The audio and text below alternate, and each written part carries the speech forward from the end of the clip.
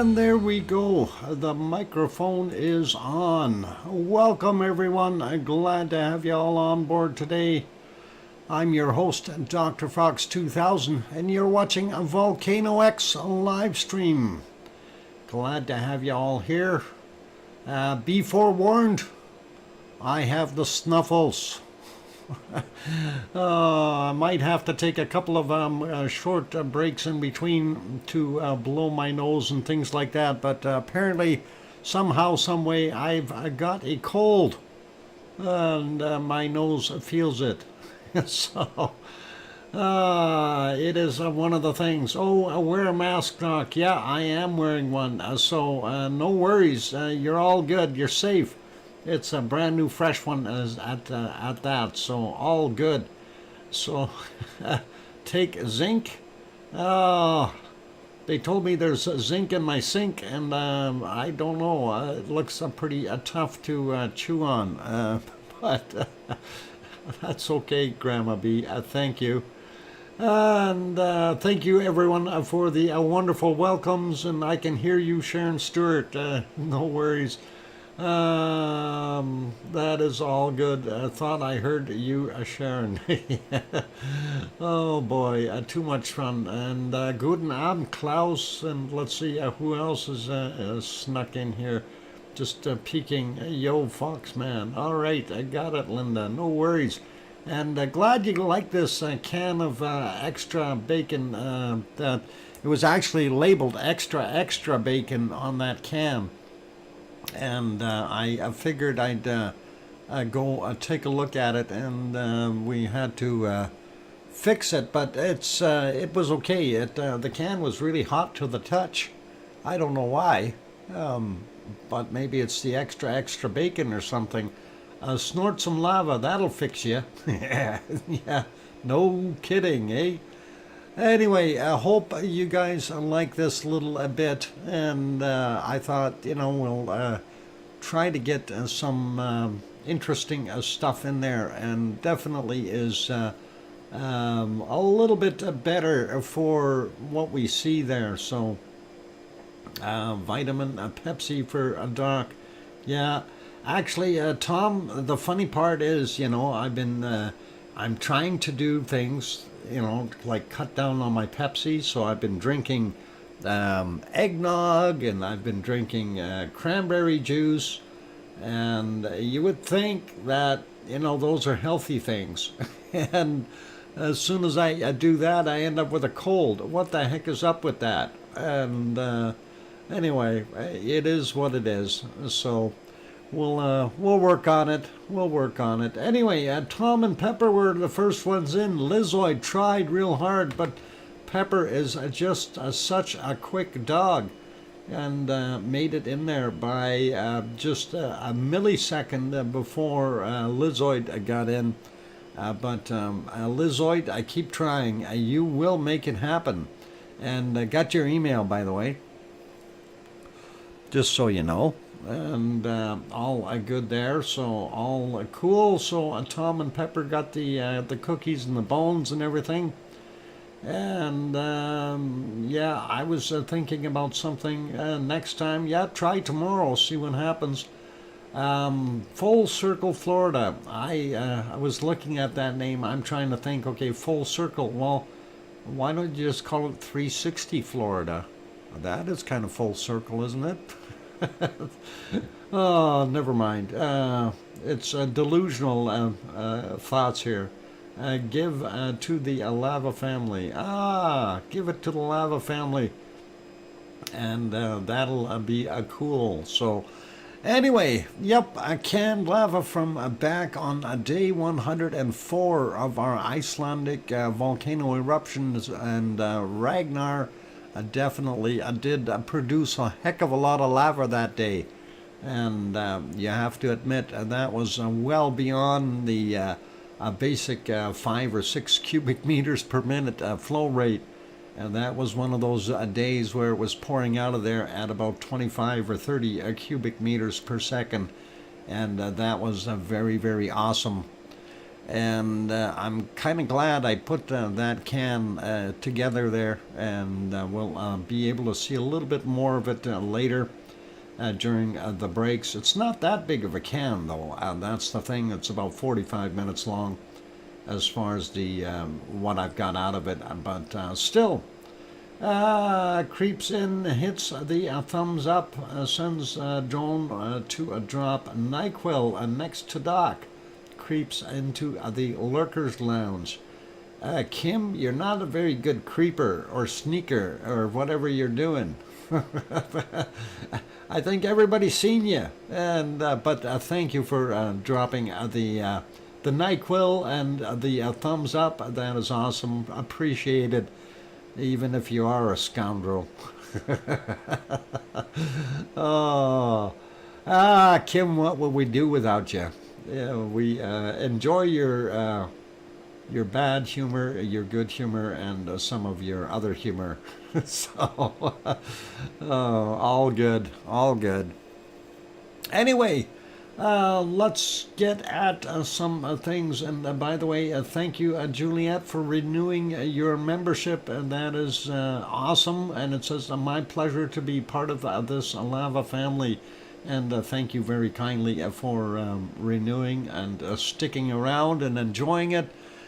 But anyway, since we're showing bacon up close, let's work on stuff here. I'm going to say hi to everyone in a second. I'm going to get rid of the banner off of there.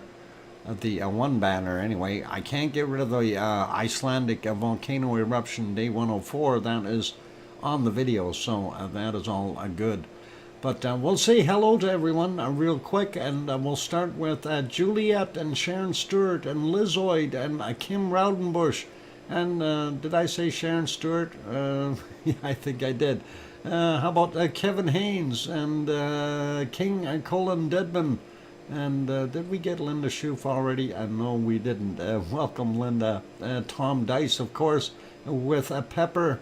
And if I make mistakes here, don't blame me. I'm going to be making lots of them today because my head is kind of like, I actually have like ringing in my ears today. I don't know why. But anyway, Oz is here as well, and Hermione and Fluffy. And did I say Sue Hayes? I think so. Henry Nelson also here. And going up, Sarah Miles, welcome. Cananaska's Country, good to have you on board. Full Circle, Florida, hang on, 360 Florida, welcome.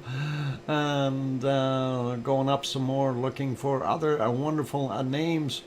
Let's see who we've got in here. We got Sophie, welcome. And going, looking for more. Linda Schoof making all kinds of weird faces there. And all right, let's keep going. John Raper in here, welcome. Klaus, guten Abend. I think I already said that though. Grandma B is here, welcome. Billy Bob Joe also made it in. Good to have you on board. And let's see who else we've got that snuck in, and snuck in more covertly than Kim Raudenbush. Let's see who we got. Gabby is in here. Welcome, Gabby. And Albert Girl also on board. Welcome. And still going up the list here, looking for more wonderful names. And who we got? Cananaska's Country. No, we got him already. We got Billy Bob Joe already too. And still scrolling up, looking for more. And Alba Girl, did I say your name? I hope so. Welcome anyway. Sarah, we got. Let's see. I keep going up and looking for more here. And I'm sure I'll find somebody that I didn't say hello to yet. And there's Henry and Kevin Haynes and Grandma B again. And still scrolling up, looking for more. And where are all the others? Still scrolling. Echo, the bot. Echo the bot is here. Welcome, Echo. I know OFU Lux from Luxembourg is also here. I seen him flying around earlier. And so he's definitely on board. His own little spaceship, that is. Oh, punny. Even with a sinus cold here, I still have a humor. Tanto is also on board. Welcome, and I am up as far as I can go. Don't see anybody else up there. Juliet down on the bottom. Did I say hi to you? How about Robert and Chandel? Welcome. And who else did I miss on the bottom? And I think I may have everyone. Look, there's Kim. Yeah, we've seen him already. We got him. He didn't sneak in well enough. There's some of you that use your cloaking capabilities, and Kim forgot to. Kim A. Raudenbush .scripts. He's at it again. We're going to have to fix that. Okay, I don't see anyone else. That is all good. And no mods visible? Well, not yet. I hope there are some. And of course, we will say hello to our moderators. There should be an Arizona snowman and a piggy and a C&D boy who went to the store. And let's see, who else? Gary, 24/7 Live, AZ Skies. I don't know if he's here. And possibly Joseph Fields and Lucas Snow. And there might be others. We'll see. Or maybe none of them are here. Florida 360. There you go. And that works. Well, it's kind of the same thing, isn't it? Full circle. Okay. That is all cool. Thank you very kindly for that $2 super chat. That's awesome. Full circle of Florida. And that is excellent. Thank you for the wonderful super chat. Appreciate it there. Florida 360. There we go. And all good. I'm a moving target. I'm a moving target. Yeah. We will get them eventually. Do two Floridas, 3 or 720. Yeah, I don't know. 720 is, yeah, 360. I guess if you double it, that'll work. Anyway, let's get at other things. I'm tired of looking at lava. I'm kidding. I love looking at this stuff, but we got another show to deal with. So let's put our can lava away for a minute. And of course, on the screen, we see the other one that is also lava coming down the mountain from Mount Etna. And while we're looking at that, I'm going to do something else here. Hang on, I'm cheating. I shouldn't click that just yet. There we go. But we have something else that we can show you. Let's go here to this size of a screen for a second. And since our view of the lava is always so far away, it kind of bothers me, but let's not let it bother me. Let's get a little closer and we will have a look at some lava and close up, and I'm going to post a link, and I hope you guys have gone over to this channel before and subscribed. I'm going to show you what we've got going on there now, and there is audio, so you will hear it, but since we weren't close enough to lava, there's some closer bacon for you. This is from Mount Etna, and of course this is from Active Nature.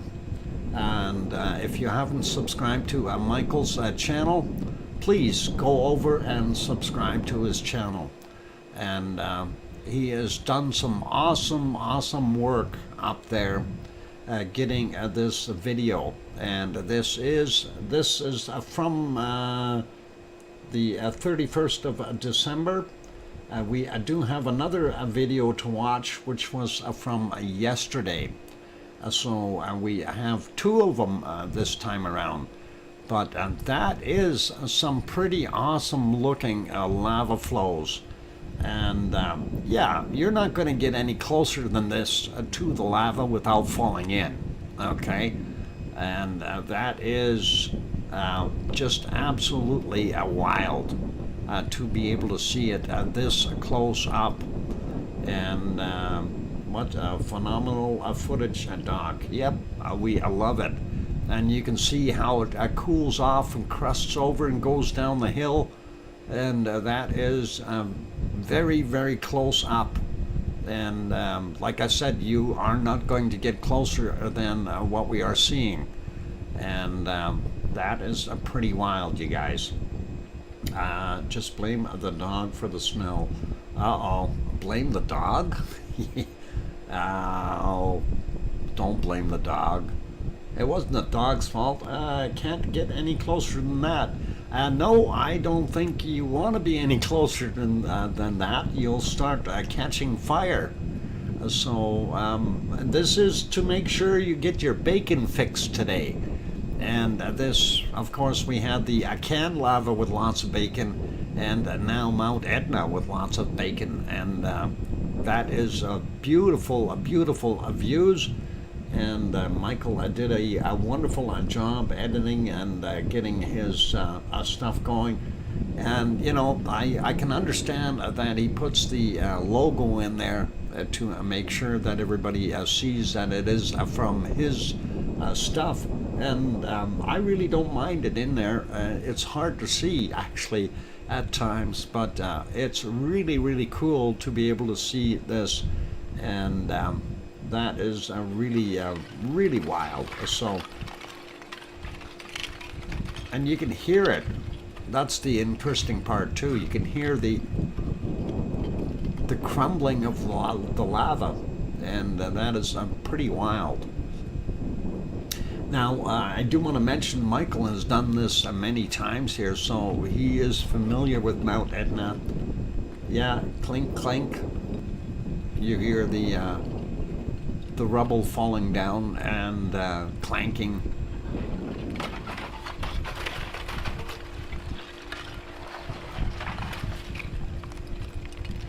Yeah, that is awesome. A fresh glass sound. So there's the one video, and I want to get to the other one here. And we had 870 subscribers. I'm hoping that he's going to go up a whole bunch more. And let's see this one. This is great. It's got commercials in it. He's not monetized yet, by the way. I don't know why they got commercials on there. But here is the one from the 3rd of January. And this is pretty much, well, similar, but it's not quite the same. So really awesome, though, to be able to see, you know, how close they are to the actual lava. And it's just like, wow. You know, to me, this is, it's incredible how close they really are. And you can see the snow in the background there and stuff. And look how oozy that lava is. That is a really nasty. What? Love the sound. What happened to Kim? Anyway, this is, like I say, a very cool to be able to see that lava up this close. And some of those shots, you have to kind of wonder if they're a little bit too close. And yeah, you can't get much closer than that. That is incredible, you guys. That is incredible. So, Mars 2028. Hi, did they need special permission to get that close to the lava? I don't know if they needed a special permission, but they were up there and doing their thing. I don't think there are too many restrictions up there. I don't know, you apply common sense for the most part, but that is pretty awesome to see. And there in that shot, you can see a bunch of sulfur and stuff as well, that yellow material. And of course, here you see more of the bulldozing lava flows as the material flows out of there. And that is pretty cool. Wow, that's not cool. It's really hot. Don't touch it. You'll hurt yourself. And if you get caught underneath that bulldozer, you're done. And that is just absolutely wild. And just love seeing the way everything is flowing there. You know, that is absolutely awesome. So I'm hoping that you guys are enjoying this little tidbit of lava that we're presenting here today. And of course, we do have permission from Michael to show his videos. And of course, we encourage people to go over there. If you have not subscribed to his channel, I did post the link for the first video over there. And he has some other ones up as well that I'm not going to show today.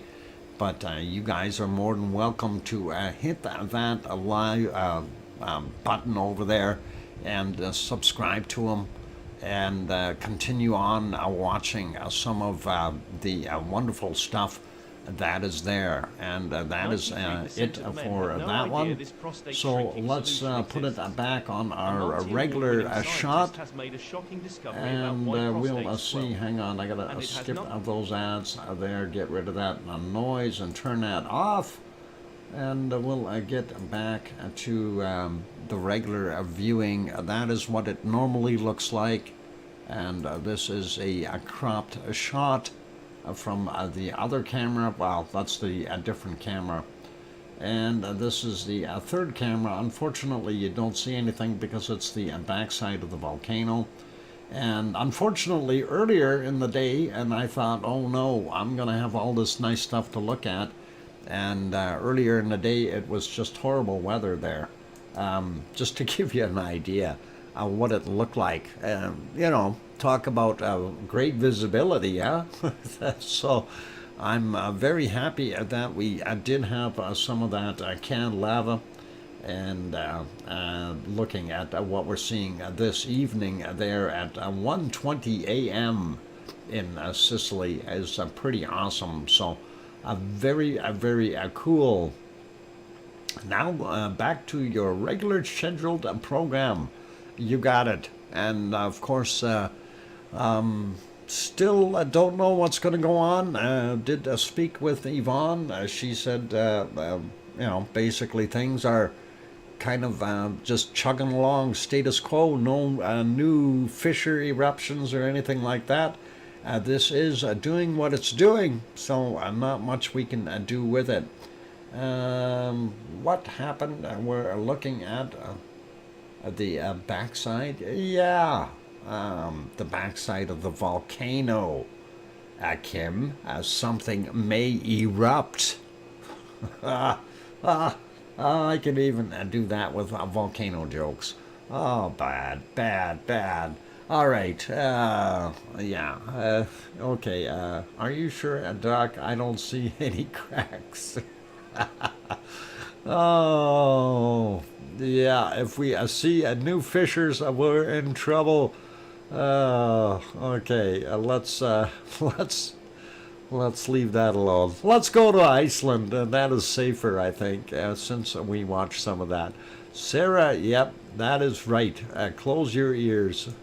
You don't want to see that. Anyway, there is one of our shots from Iceland. It looks not too bad. It is actually quite nice looking there. They do have fairly clear skies, and there are some moonlight things coming down. A moonlight, yeah, that's it. It's almost a full moon. Actually, I think Friday is the full moon, so it'll be good.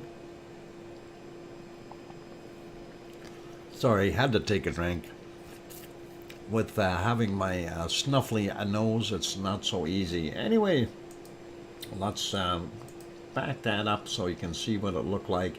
We'll go back about 9 hours today and have a quick peek, just to give you an idea of what it was like there. Speaking of the moon, there it is, and we can see it. It's almost full, and you can also see a lot more snow up on those mountains in the back, so that is pretty awesome. And of course everywhere else here does have snow, but nothing.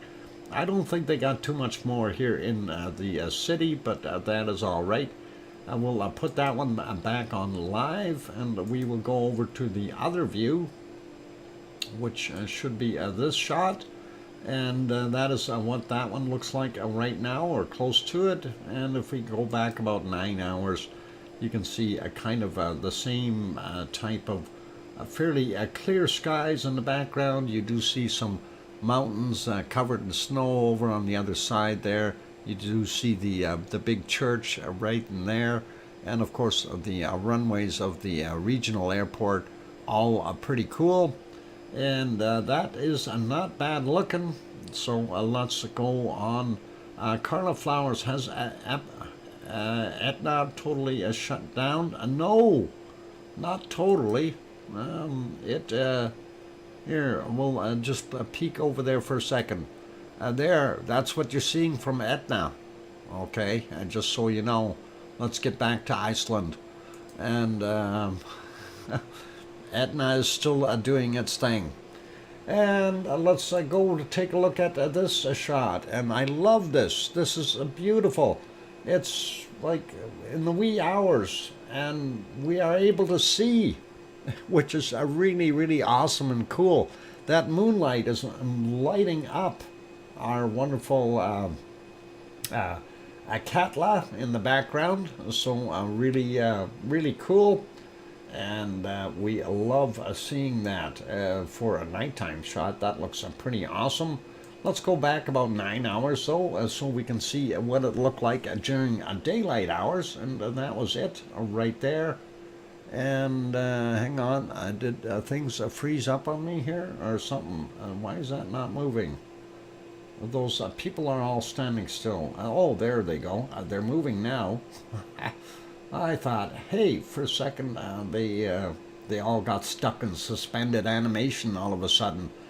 Sarah Miles, bad timing, volcano backside, volcano flatulence, and the moon.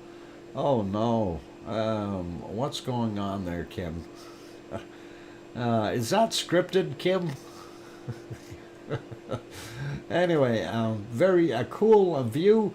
And, you know, they must have got a whole bunch of snow up there, because we're basically all the little areas that we could see before that were kind of sticking out, everything that was kind of blackish is all covered. So it definitely got a whole pile of snow up on top during these last few weeks of snowy activity. So pretty awesome.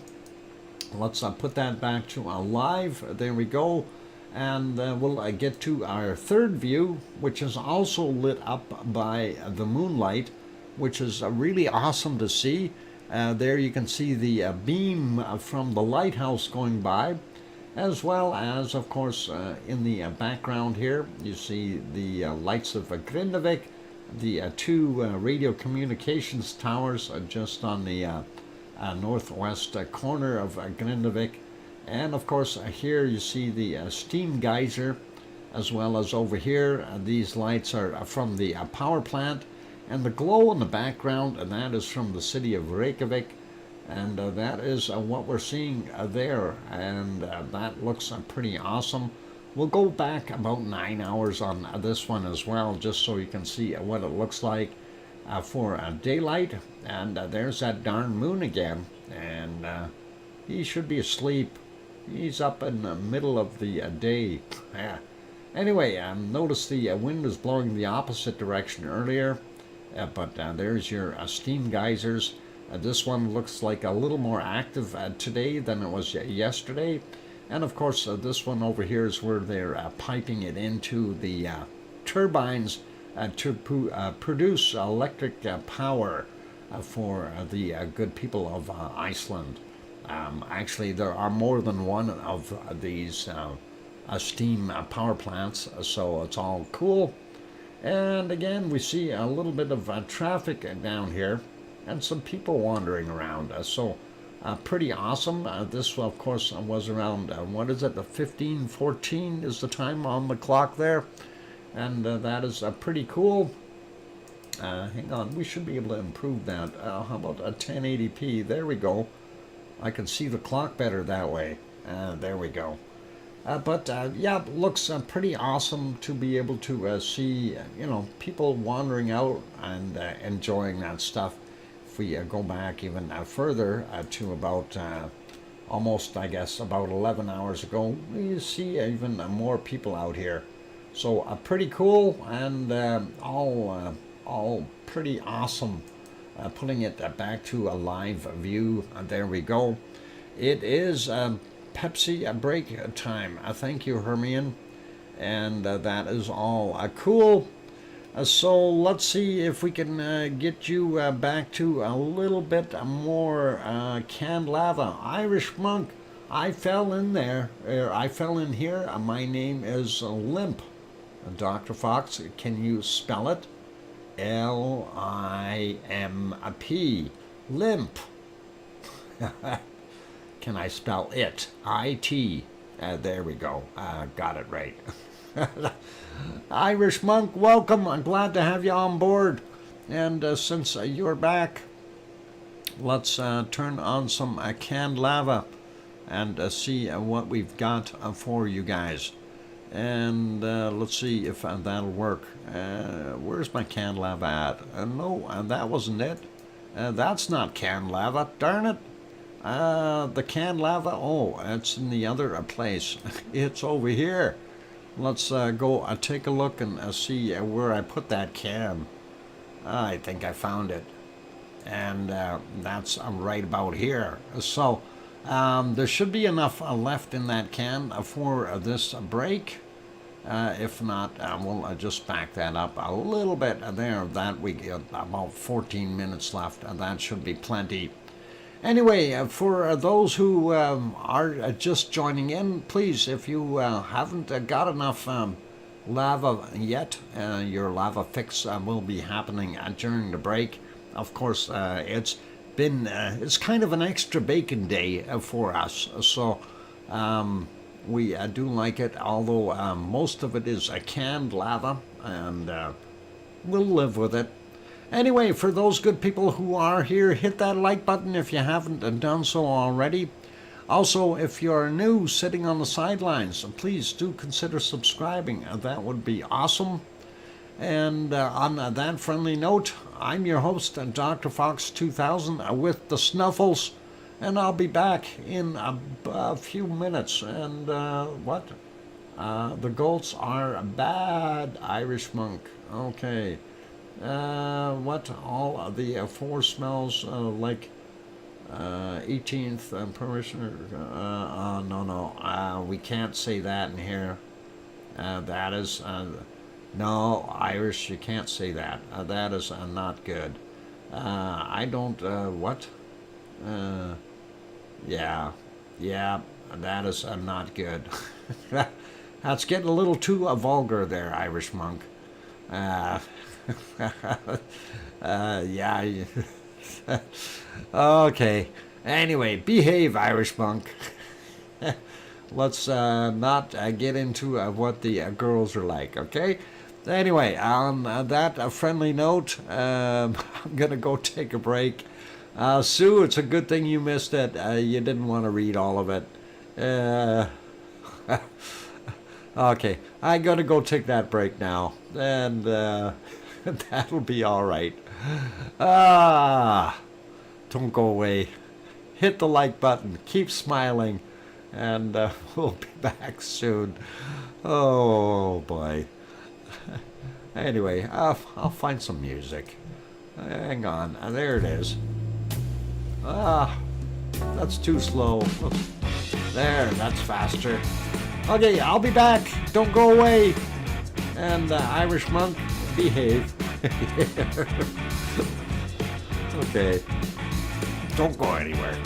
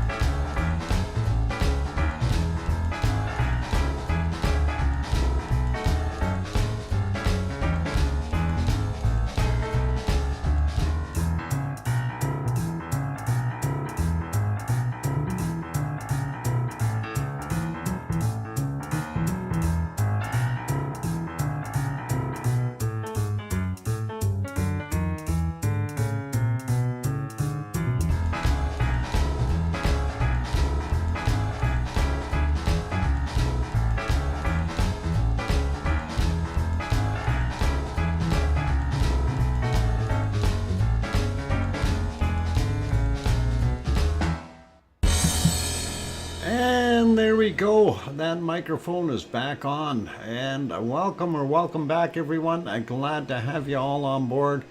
We're all sitting on pins and needles here, waiting for Irish Monk to spill the news that he wanted to throw out there. Good news at that, I'm assuming.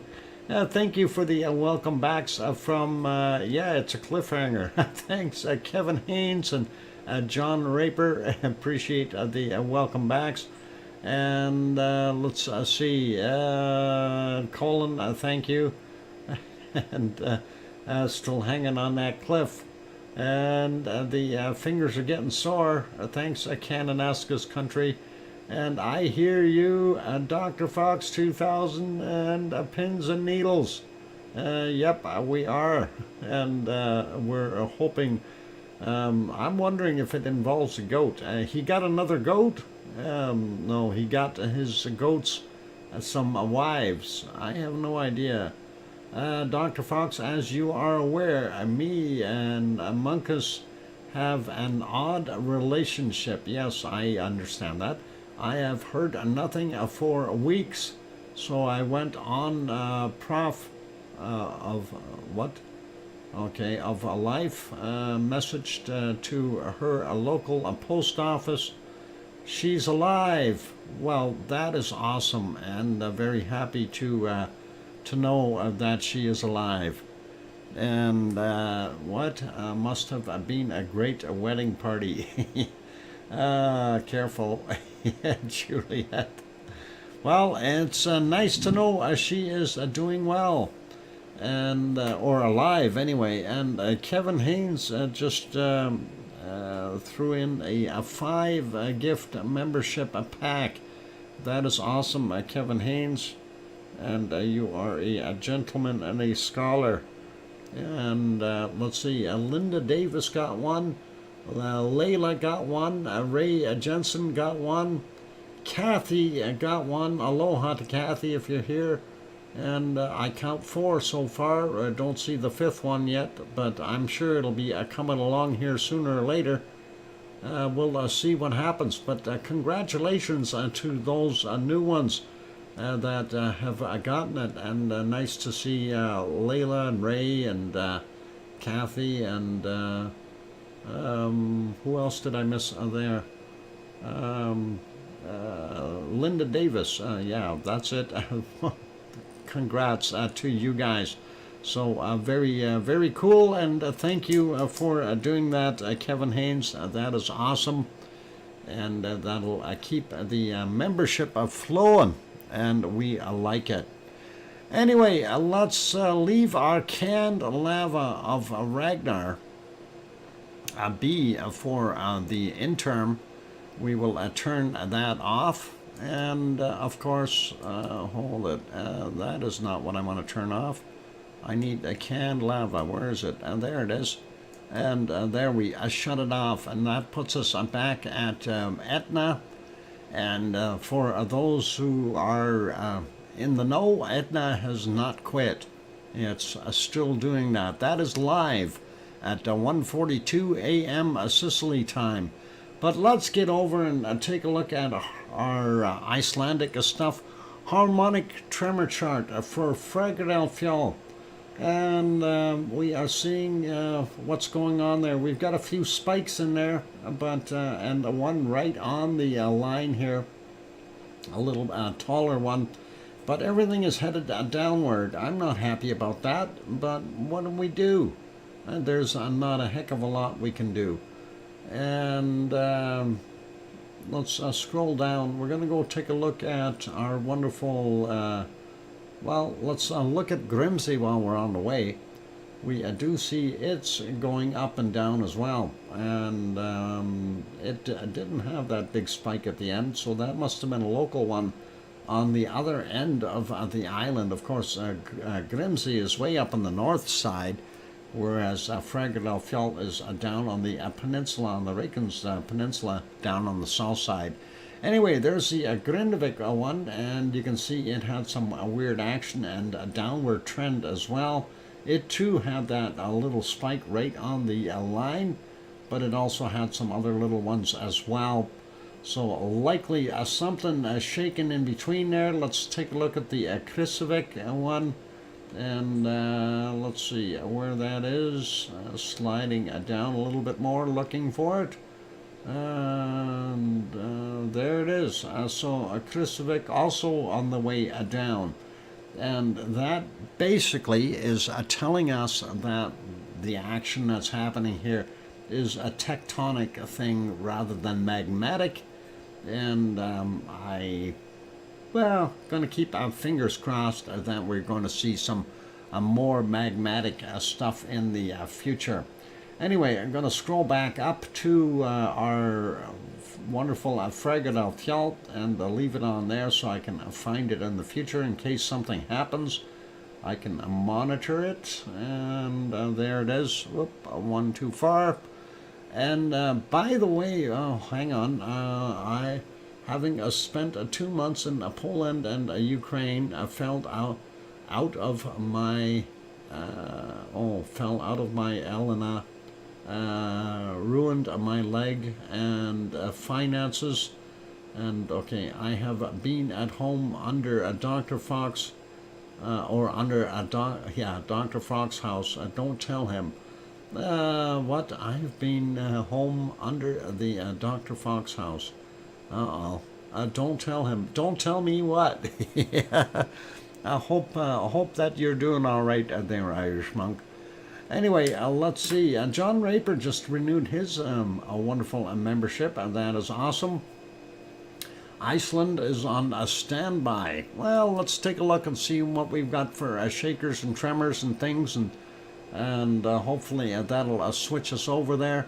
There we go. Looks like 66 quakes in the last 24 hours.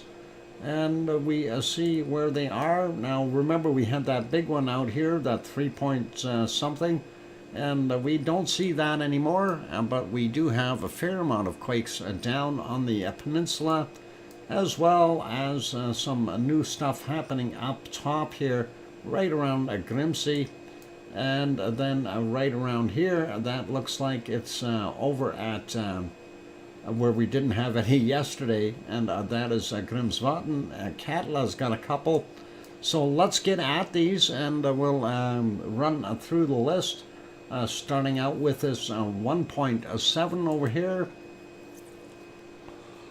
And that is 14.7 kilometers down. 23:35 was the time on it. And let's zoom in and see what we've got just off the coast. We're not going to go through every one of them, but get a pretty good idea. These are all very, very fresh, with the exception of these three here. Maybe that one is not quite as fresh, but these are all very recent. 23:36, 1.69 kilometers, or 3.9 kilometers down, sorry. This is from 21:49, 1.1 kilometers down. Then we've got a 1.4 from 0.6 of a kilometer down, 21:31 for that guy. Another 1.6 from 21:45, 9 kilometers down for him. Then we got a 0.4, 5.2 clicks down, 23:35. This 1.9, 6.8 kilometers down, 23:36. Then we got a 1.2, 4.4 kilometers down, 23:46 for him. And 1.5 there, 7.2 kilometers down, 21:24. Gives us a pretty good idea of that, they are fairly deep yet. Nothing too earth-shattering. Let's see, at this 0.9 from 23:33, 4.9 kilometers down, and then we've got a 0.6 up here, 5.2. That one was earlier in the day at 16:16, sliding over to near where the camera is. And that is that from 10:42 a.m., 0.02, 135 meters down, very close to the surface. This one a 0.98, 4.6 clicks down, 5:54 a.m. for him. And that is pretty much it right there. we do see, for those not familiar with the peninsula here, this is Reykjavik, the capital city. And then, of course, you've got Keflavik Airport, Keflavik, Reykjanesbær, Yardvik. And, of course, if we slide down over here, you can see the Blue Lagoon and the power plant, and, of course, a hotel over there.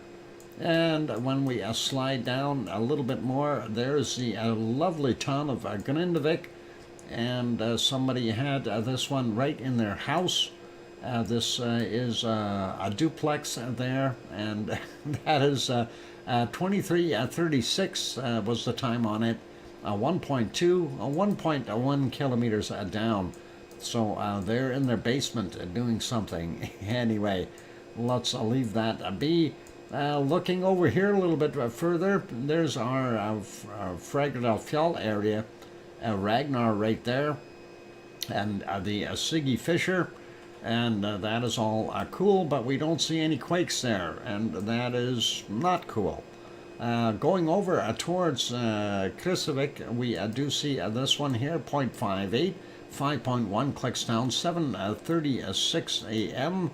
for him. Then we got a 0.26 from 3.8 kilometers down, 4:58 is the time on that. And right underneath the lake, 6.8 kilometers down, from 1917 is when that 0.2 happened. And of course, Irish Monk remembers 1917. He was there at the time. Said that there were 353,000 detected earthquakes in Iceland in 2022. Ireland had 4. Ah, wow. That is a big difference, and you didn't feel a single one of them, did you, Irish Monk? The ones over in Ireland, that is. 1.92, 6.2 kilometers down from 1436. And then we've got a 0.1 right there, 3.9 clicks down, 1600 was the time on it. There's another quake underneath there. And there it is, 1.11, and that is 3.5 kilometers down from 1534. And sliding over a little bit more, we see a 0.55, 4.3 kilometers down, 1127 for him, and a 0.4, 7.4 kilometers down, and that was 1127 for the time on that guy. We have this little one here, from 1352, 0.17, 5.3 kilometers down, and another little group right in here, which is kind of weird, but hey, why not? 0.64, 4.9 kilometers down, 1559, and the next one beside it, 0.75, 4.7 kilometers down, 1617, and then a 0.2, hang on, let's get on it, there we go, 4.4 kilometers down, 1616 is the time for him, and 1633 we had a 0.1, 4.5 kilometers down for that guy. So let's take a look. We had a 0.96 out here in the middle of nowhere, and that is 6.9 kilometers down, 1457. And Hekla had a little guy here, 0.48, 5.1 kilometers down at 3:18 a.m. And now getting over to Katla. Hey, John Shepard, good to see you. We did have a 0 there, 4.9 kilometers down, and 1541 was the time on that guy. The bigger one out of the batch here, 1.88, 135 meters down, 9:55 a.m. Then we've got these two here, 0.64, 135 meters down, and 18 this morning. And the other one is a 0.3, 1.1 kilometers down from 1646. And let's carry on and see what else we've got. Looking at this guy in the middle of nowhere, basically. we see that it is 0.57, 11.1 kilometers down, and that is from 1338. And then we'll zoom into these so we can split them up a little bit more. We'll grab this one first, 1.19, 135 meters down, 9:13 a.m. Then we've got a 2.38, 2.9 kilometers down from 1517. And then we've got this guy here. We'll click on it, 2.72, 3.1 clicks down, and that is from 1547. The other big one there, 2.76, 3.1 clicks down, 1548. So the two are very close in time. That's 2.72, 1547. The other one, 1548. Like a minute apart. That is pretty awesome. Anyway, a 1.2 there, and that is 4.1 kilometers down. 9:13 is the time on that. I'm surprised they don't mark it down as one event when they have them that close in time. Anyway, we don't see anything up over here at Bardabunga. I don't think. No, hang on. We're still not far enough north, are we? Where did I say this is? This is not at Grimsvatn. Grimsvatn is over here. No, that's Astja over here. That's Bardabunga. This is a Grimsvatn here. These are Bardabunga. Wow, Irish monk gifted one membership. That is awesome. Irish monk. Gifted one. Thank you very kindly for that. Lost a signal. Kim Raudenbush twice now. That's not good. Astja had this guy here, 0.4, 5.8 kilometers down, 1711. And then we get right next to Herdebreit. And we see that there are four little ones here. 0.2, 0.4 of a kilometer down. For the magnitude 0.2 from 1857, we have a 0.5, 5.2 kilometers down from 2331, and then we've got from 2339 a 0.2, 5.3 kilometers down, and really close to Herdebreit. We see 7:50 a.m. 0.57, 2.8 kilometers down for that one. Sliding up a little bit more, we see a 1.5, 7.5 kilometers down from 1548.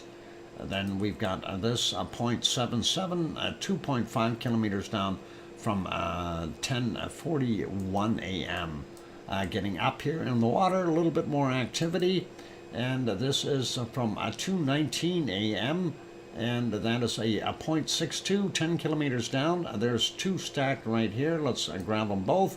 A 1.18, 10 kilometers down from 1213, and a 1.4, 8.8 kilometers down from 1213. So cool to see. And then this guy from 2343, 1.3, 1 kilometer down for him.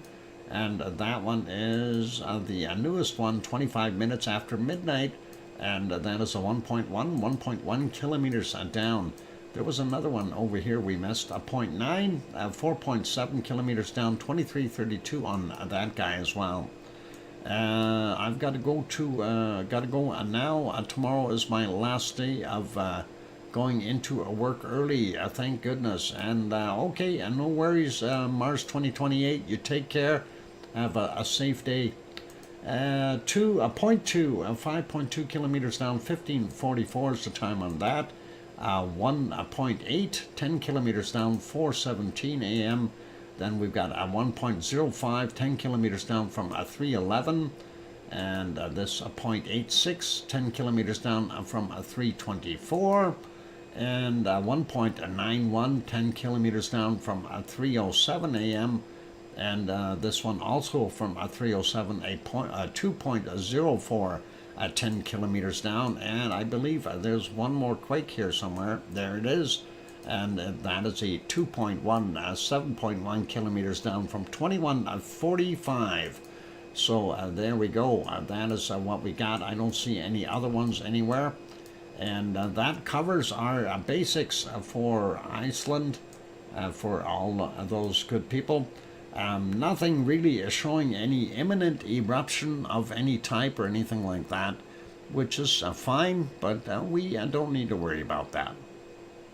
Anyway, I'm going to throw this back on here, and we'll see if we can get our wonderful video. I'm going to actually rewind that canned lava, and I'll let you guys watch that again while I am on break. For all those who have not yet hit that like button, please do consider hitting it if you haven't done so already. Also, if you haven't subscribed, consider subscribing. That would be excellent, and that's only if you feel we've earned it. Anyway, on that friendly note, I'm going to go take a break for 5 or 6 minutes, blow my nose and things like that. And of course, I'm doing the show with a pretty nasty cold, you guys. So all good. And after we get back from the break, we're going to have bacon seeds. Yay! All right, I'll be back in a few minutes. Behave, play nice in the lava, and don't steal Kim Raudenbush's cookies. He might want them.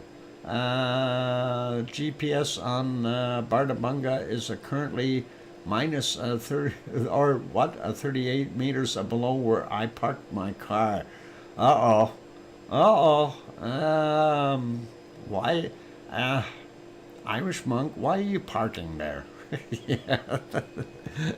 Anyway, I don't want to know, never mind. I'll be back. Don't go anywhere, you guys. More show to come. I'm your host, DrFox2000 here at Edmonton, Alberta, Canada, and we'll be back in about 5 or 6 minutes with some bacon seeds. Okay, trucks are getting ridiculous. Have a good night, everyone. Okay, Kim, take care, and we'll see you. I'll be back, you guys.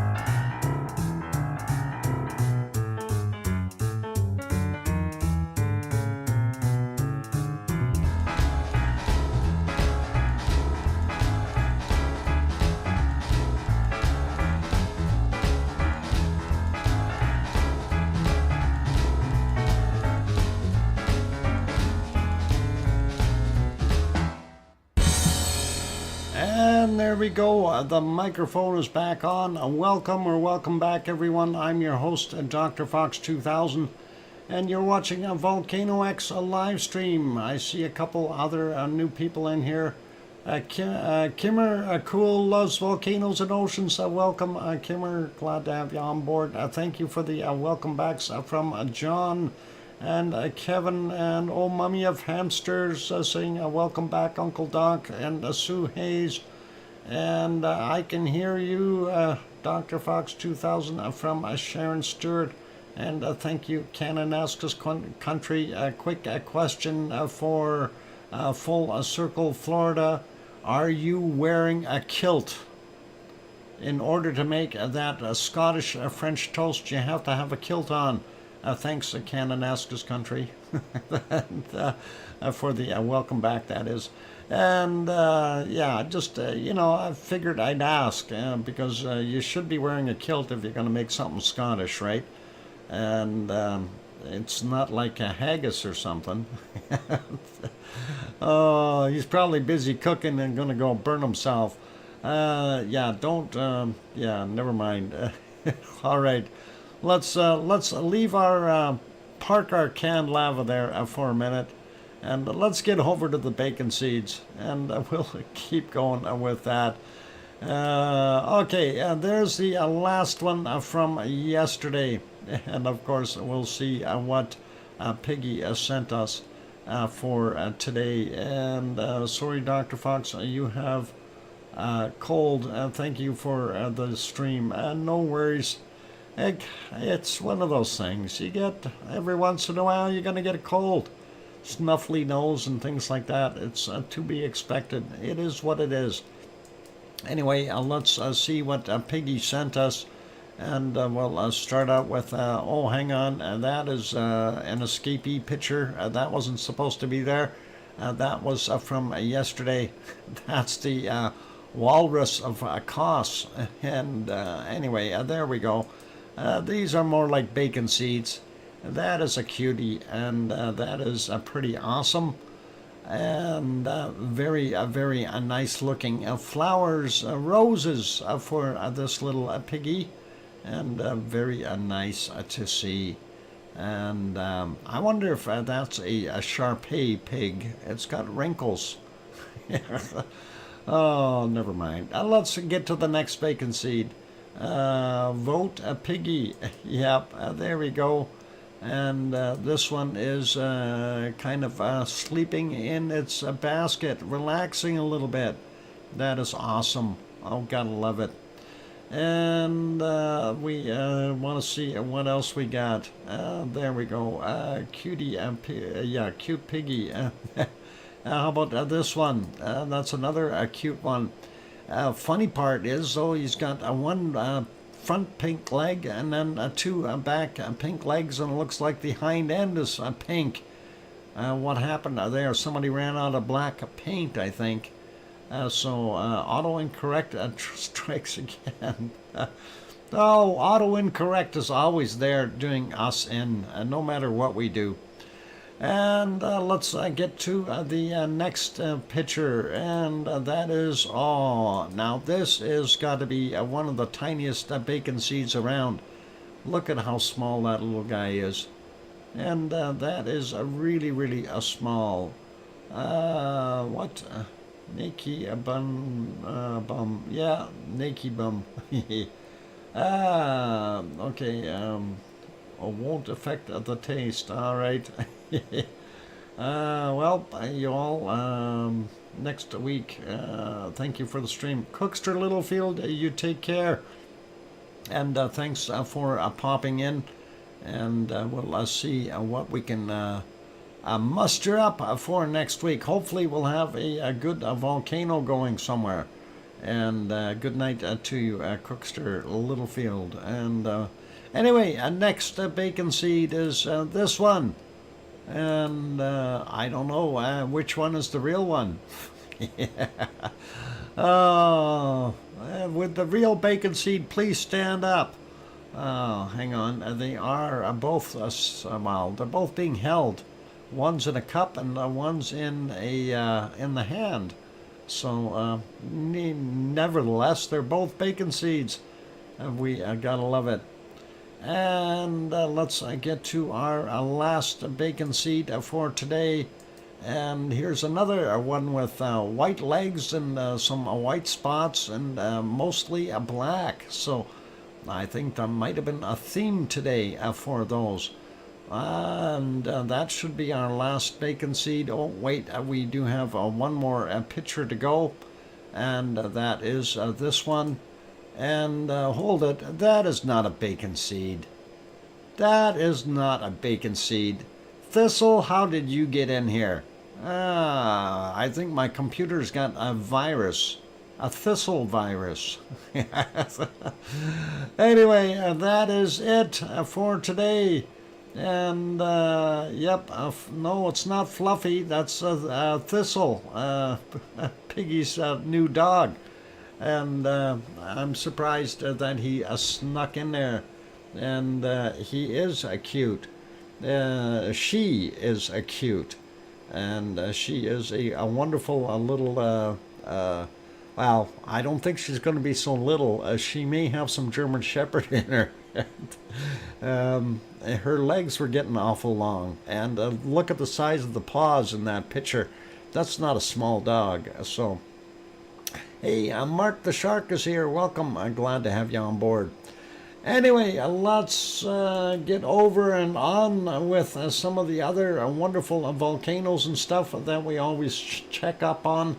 And of course, for those who are joining, please have patience.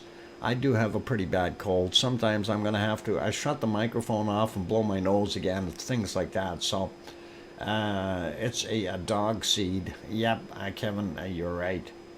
Anyway, there we go. And that's actually supposed to be there like this. And there we go.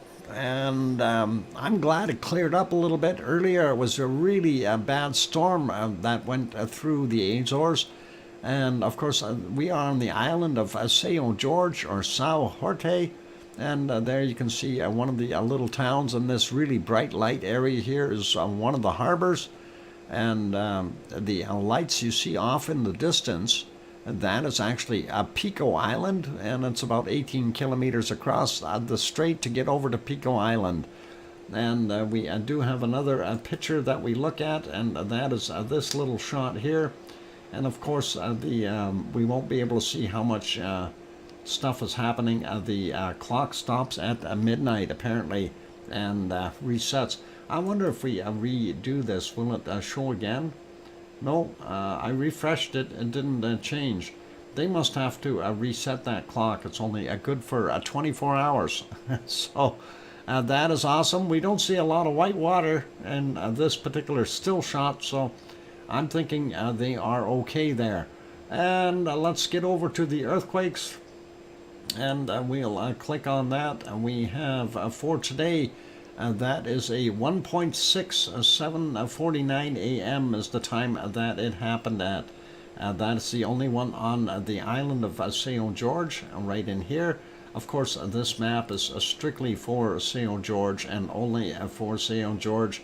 We do have the other map that we utilize for the other stuff, and that, of course, is this one from volcanodiscovery.com. And that is what we're seeing in the area. So we do have this one here 17 hours ago, 1.6, that's what we just looked at. And then we do see another one. There's from 22 hours ago, a magnitude 2.2, and that was there. It is surface quake as well, and it looks like it's just about right on the wonderful fissure, no, not fissure, fault, I should say. Just a little off, but close enough for what we see there. So that is all good, and pretty awesome to have that there. We don't see anything else in the area. If we zoom out a little bit, we don't see any other spots. I'm going to zoom out a little bit more so you get the idea of where we are. There is Portugal and Spain and France and England and Ireland. Irish monk waving to us right there. And then over here we got Newfoundland and Nova Scotia and New Brunswick, and then of course down the seaboard you can see Florida down here, and of course the Great Lakes. So right in the middle of the ocean, and of course there's Iceland. You can see the mid-Atlantic ridge going all the way down, and that is pretty cool, pretty awesome. All right, let's move on to our next one, and I think I messed something up there. That shouldn't be on that, but let's go here first. And this is a Popocatépetl, and of course it was in and out of the clouds today as well, and giving us a hard time with visibility, as you can see there, and this one here as well. But when we got back a little earlier, and that is from just before noon, it was fairly clear. We do see some smoke going up here, but nothing really major coming off of that. That actually was a fairly long-term blast. That was from 11:31 is when we seen it come out, but slow moving for the most part, and not very powerful at all, and that is kind of what we've got going on there. If we go back further in time, we didn't see a heck of a lot. Let's see, there's a couple of small little puffs here and there, and we can get into the golden times when the sun was just coming up, and looks kind of nice. 7:14 a.m. is when that happened. And if we go back a little bit more, we see the sunrise a little better there, 6:37 a.m. And the sun's coming up a little earlier nowadays, so that is pretty cool. And let's see, right about there, you can see from 6:18 a.m. it was still in black and white, but nonetheless, you can see it was throwing out some of that wonderful ash, as it always does. And if we go back even further, we see fairly clear. And I'm going to put that one back on live. Let's take a look at the other shot, see what it looked like early in the morning. And it wasn't actually too bad. It had some nice golden colors to it. And if we go and look, we do get blinded by the light, and there it is, the sunrise, and that is pretty cool, pretty awesome. And it too had the variable clouds throughout the day, as you can see right there, those clouds chugging by, a little bit of a plume, and that is 11:34, the one we were looking at earlier. And let's 5 minutes, thank you. Let's take a look at this other guy. This is Fuego, and that is of course down in Guatemala. And Fuego did have a couple of little spots where it puffed out. It hasn't been quite as active as it was before, but it is still doing its thing, and there it goes. Behind the clouds, darn it.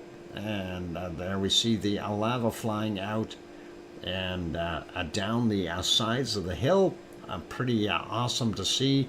A little bit of a display there. Cloud should have left a minute earlier. It would have been nicer, but that is what we had happening at 18:30. If we back up a little bit further, we get into more of that cloud. Let's see if we can actually hit this other eruption here. One of the things you notice, it's this one here at 1734.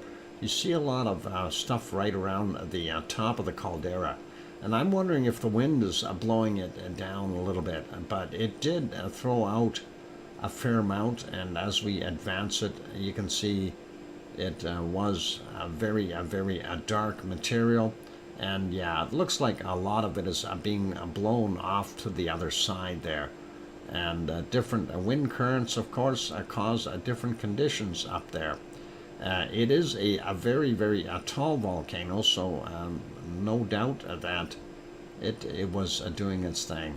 And going back to another one here, this was, where are we here, at 11:16, and again, that wind blowing the material down and over really quickly, so we don't see the plumes going up as high as they could.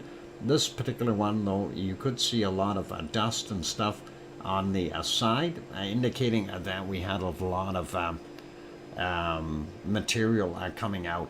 Nightbot is silent. Nightbot is, yeah, no, Nightbot isn't silent. Yeah, Nightbot. I couldn't get him to work earlier. I was having internet troubles.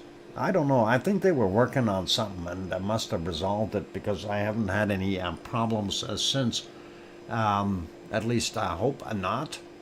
Anyway, there we go. That is what we were seeing. There was another burp earlier there of about the same caliber, and that was from 10:11, and I'm just advancing it a little bit.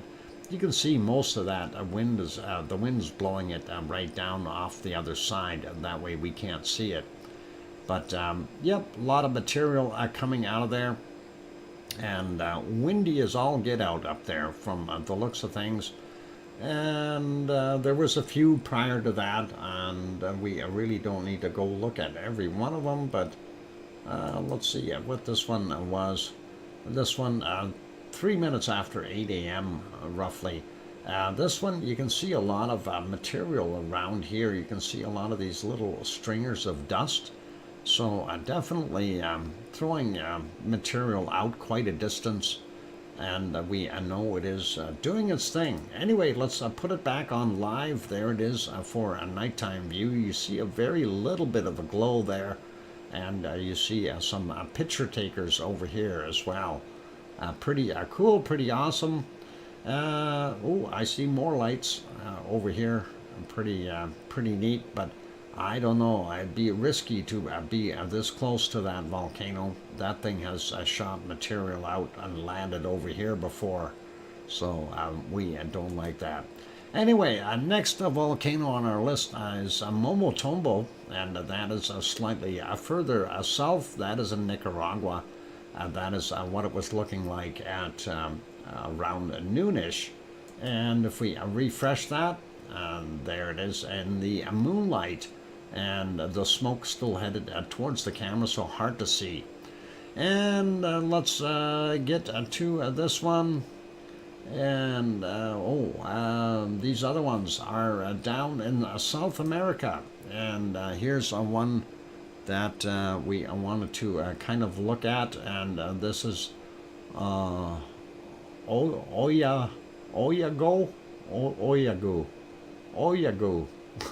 If I said it right. Anyway, that volcano was a minor activity or eruption, a warning, is what they have. Oyahu. There we go. And there is where it is located, and they've got some activity around it as well. So let's see. Something about sulfur mines. Oh, they got sulfur mines in the area and stuff like that. That was from January 2nd. So that is busy and active, or perking up. And the other one in that same area, of course, is Cotopaxi. And that is this guy. And, of course, that is, well, they're not really showing it, but it is there. That one had ash emissions up to 2,300 feet or 7,000 meters. And that is an advisory for if you're flying your jets around there, make sure you stay up a little higher. That one, of course, is 19,393 feet in height, or 5,911 meters. And that is it for our stuff there. Gonna put this back on Popocatépetl so we can find it. And we'll put you back onto some bacon. Do we want this or do we want the other one? Well, this does look nice, but we have more bacon in the can, so let's see how much we got. Yeah, we'll leave it on here. This, of course, was from Ragnar from way back when. And, well, I'll leave it play for those good people who are here. If you have not yet hit the like button, please do consider doing that. Also, if you have not yet hit the subscribe button and sitting on the outside looking in, you are welcome to hit the subscribe button. Would be awesome. And that's, of course, only if you feel we've earned it. And hopefully you do, considering I'm doing this with a cold and everything. Anyway, be good, be kind, and I will be back in about 5 or 6 minutes. Keep smiling and play nice in the lava. I'll be back, and we should be okay. Thanks.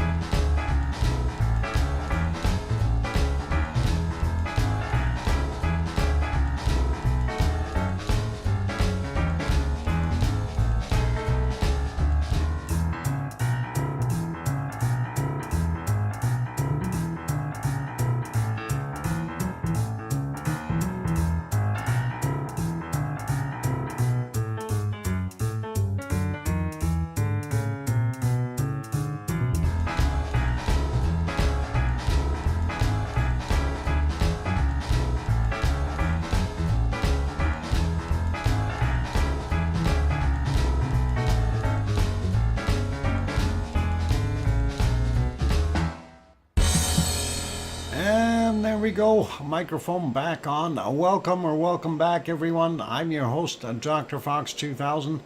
And of course, you're watching a VolcanoX live stream. Glad to have you all on board still. And thank you, Sue Hayes, for the welcome back there. And I see Philomena made it in. Welcome. And let's see, who else is there?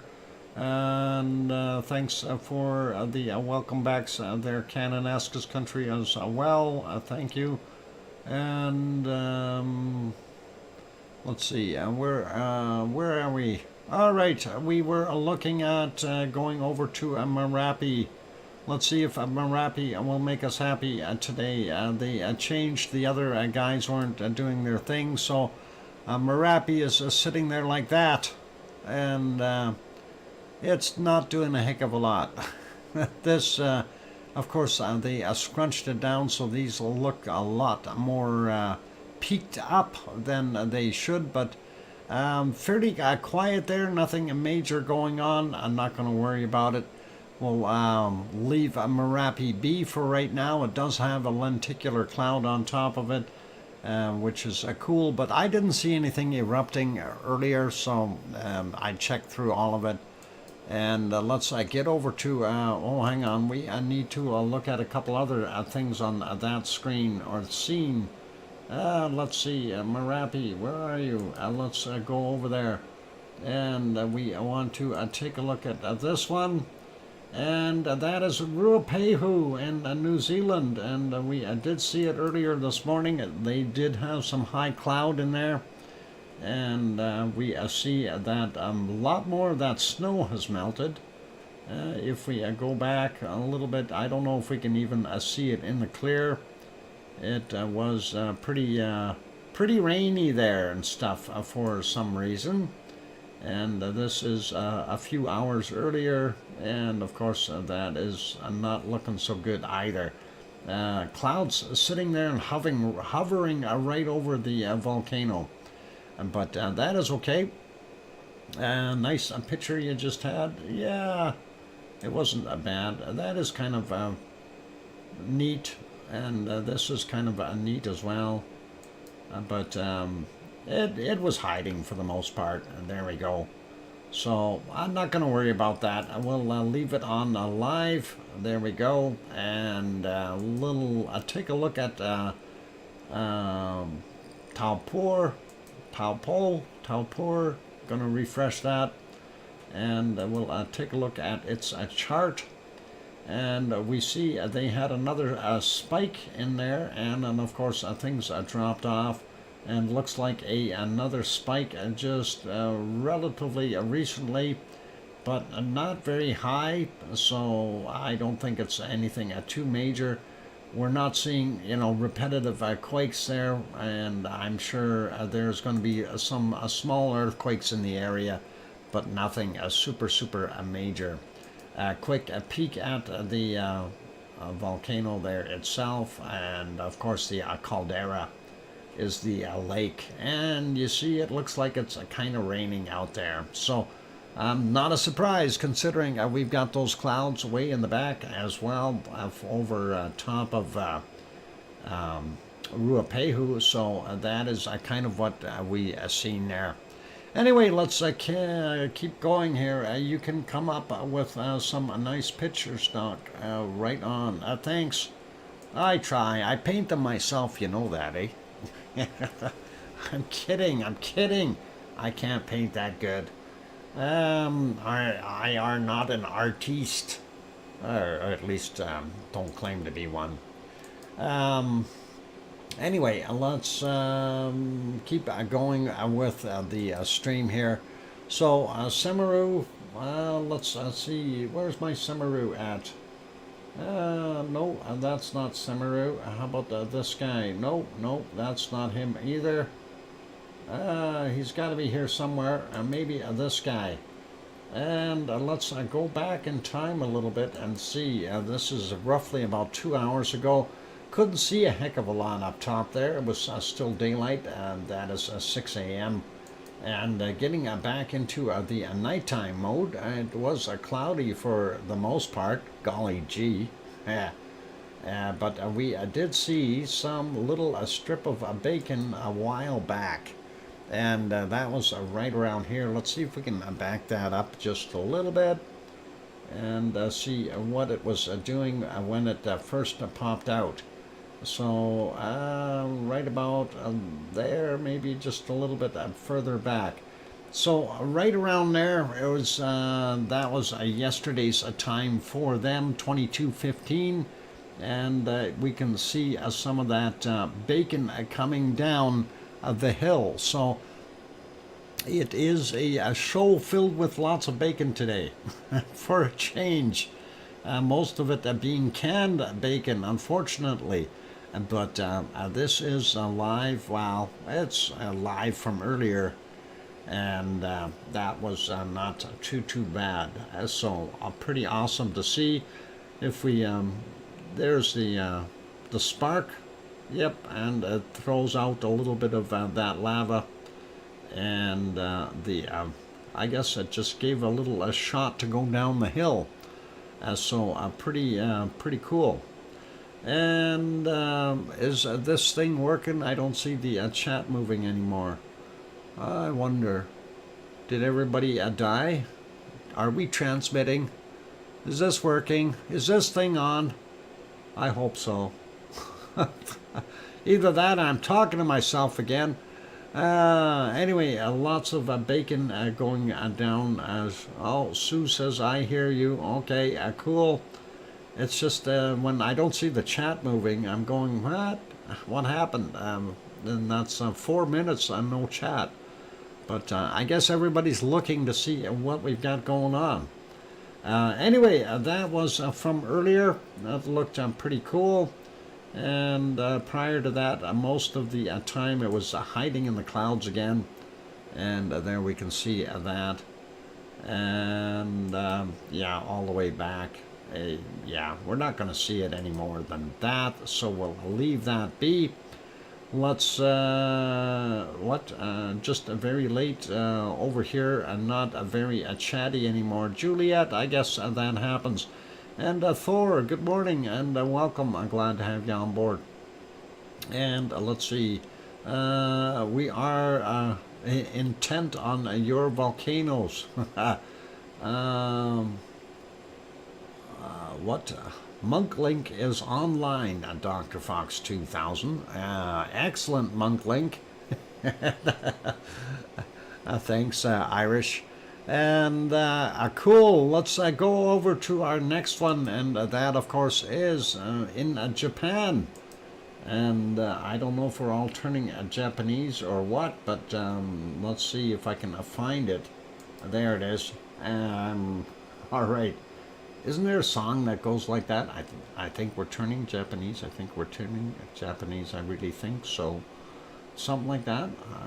It seems to me I recall hearing that way back when. Anyway, for the most part, it wasn't doing a heck of a lot. Let's see if we can find our birds. And there's our birds early in the morning. They are flying by. Pretty cool. But nothing really major happening there. And if we go back into the dungeons of the night, we don't see too much because of all those bright lights. And of course, that big bad moon over there is causing some visibility problems. Anyway, moonlight. Always like volcanoes via moonlight. Believe it or not, that is the moon making it that bright. That is pretty cool. And going back some more, this is about 8 hours ago, 2:47 a.m. There in Japan. Don't see any activity, nothing major going on. A little bit of off-gassing, but to be expected from this particular volcano. Anyway, that is kind of what we've got going on, and nothing too much more. And I think that is, if we go back a little bit more, that's almost midnight there for them, and that is what we're seeing. More off-gassing, really nothing wild or dangerous. Quick peek, the ice cream boat is in, and yes, you can go get your ice cream. I see it there. look how covered in fog and smog that volcano is. You can barely make it out. But the ice cream boat is there. You can go get some ice cream for those who want to do their thing. What? Irish monk? Why, that is very kind of you. Irish monk. Thank you very kindly for that wonderful €20 super chat. And Ast, East, Oust. That is awesome. Thank you very kindly, Irish monk. You're a good man. Appreciate that help. That is always cool. Anyway, there we go. We do see that a wonderful ice cream boat, and we will carry on. Let's have a quick peek. And there is what the close-up cam was looking like, and of course with the smoke blowing directly at the camera, it is hard to see anything. And that was right around here as well, and that is what we've got. So if we go back further into the depths of the night, I don't know if we can actually see. To me it looks like there might be a little bit of a glow there. It's hard to tell at this point. And Linda Schoof peeking in. What a very nice Irish. How come you're peeking, Linda? Is somebody not wearing their kilt? Full Circle, Florida. How is your toast coming along there? French toast. Scottish French toast. I hope you had the kilt on. Anyway, let's carry on here. I'm putting that back to live. Let's go take a look at this one. And this is Suwanosi Jima. And Suwanosi Jima, Sue Hayes, I pay for you to go, go the Antarctic, cause I have a limp. Oh boy. Oh boy. Anyway, we do see that this thing is throwing out a cactus with the arms and everything. Never mind. It is off-gassing and definitely throwing some stuff out. And while we're looking at that, let's go back just a little bit in time. Remember yesterday was throwing out quite a bit of stuff. Today it seems to be intermittent, but it is still continuing to do its thing. We are getting into 5:01 a.m. there. We don't see anything at that point in time. If we go back a little bit further, a little bit coming out of the front area here, but nothing out of the back caldera that we can see. And going back a little bit more, there we go. That is what we've got. Not going to worry about the rest of it. I'm going to put that back on live. We do have a little bit of stuff that they seen there today, or yesterday I should say. Well, at 9:09 a.m. To a day, or well, it's our today there yesterday, and that is what we had. Remember yesterday we were seeing that. So ash plume results from the eruption this morning, and of course that is at Suwanosi Jima in Japan. That volcano, by the way, is 2,621 feet tall, or 799 meters, and that is pretty cool. And that, of course, is on its own little island, the island of Ryukyu Island, Ryukyu Island, if I said that wrong, right? Ryukyu, something like that. Anyway, that is pretty cool. And let's go take a look at one other volcano, and that one's not doing a heck of a lot. That, of course, is Mount Fuji in Japan. Very, very cool. User, there is no landslide. Okay. User, oh, welcome. And Dr. Fox, what's going on at Fuego? Was there a landslide, or has the cone partially collapsed. I don't believe there was a landslide. We didn't see anything collapsing there, user. If there was some kind of a landslide, we have not heard about it. And that would have been in our Mexican stuff. Let's see, that would be here. It still looks like it's fully intact from this angle. So if there was a landslide or something that came down the side of the hill, we're not seeing any effect up on the top of it. So there it is. And oh, hang on, you can't see that. There it is. Okay. That is what we see right there. So it has not collapsed as far as we can see. So do not know what is going on. Okay, a volcanian is a word. Yes, a volcanian is a word, Sarah. If you're a Vulcan or a Volcanian activity. Volcanian, and you could be a Vulcan. If you're from a Vulcan, you could be a Volcanian, as in that person. So you could have multiple, I guess it would be an adverb or a noun, however you want to do it. Live long and prosper. Yes. That's usually what Vulcans do. Volcanoes too. For the most part, they usually hang around for years and years, millions of years in some cases. Anyway, don't see anything happening there, so let's go put it back to Japan. And thanks for popping in. It's hard to tell since it was or it is a nighttime. Yeah, it's actually, we did look at it.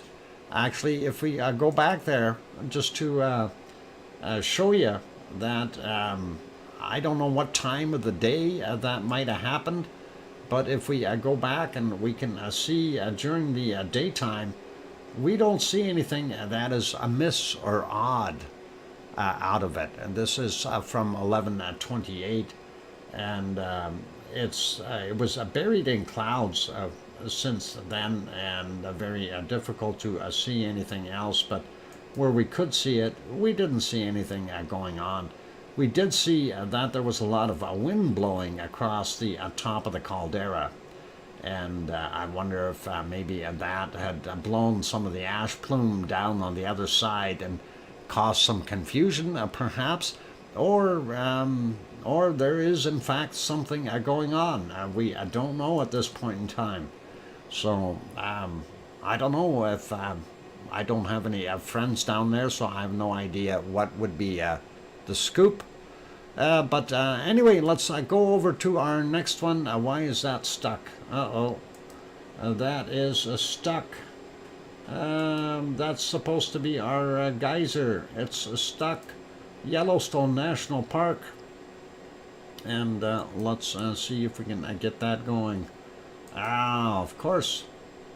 It is going to reload the whole page. Darn it. And always me. Okay, is that reloading?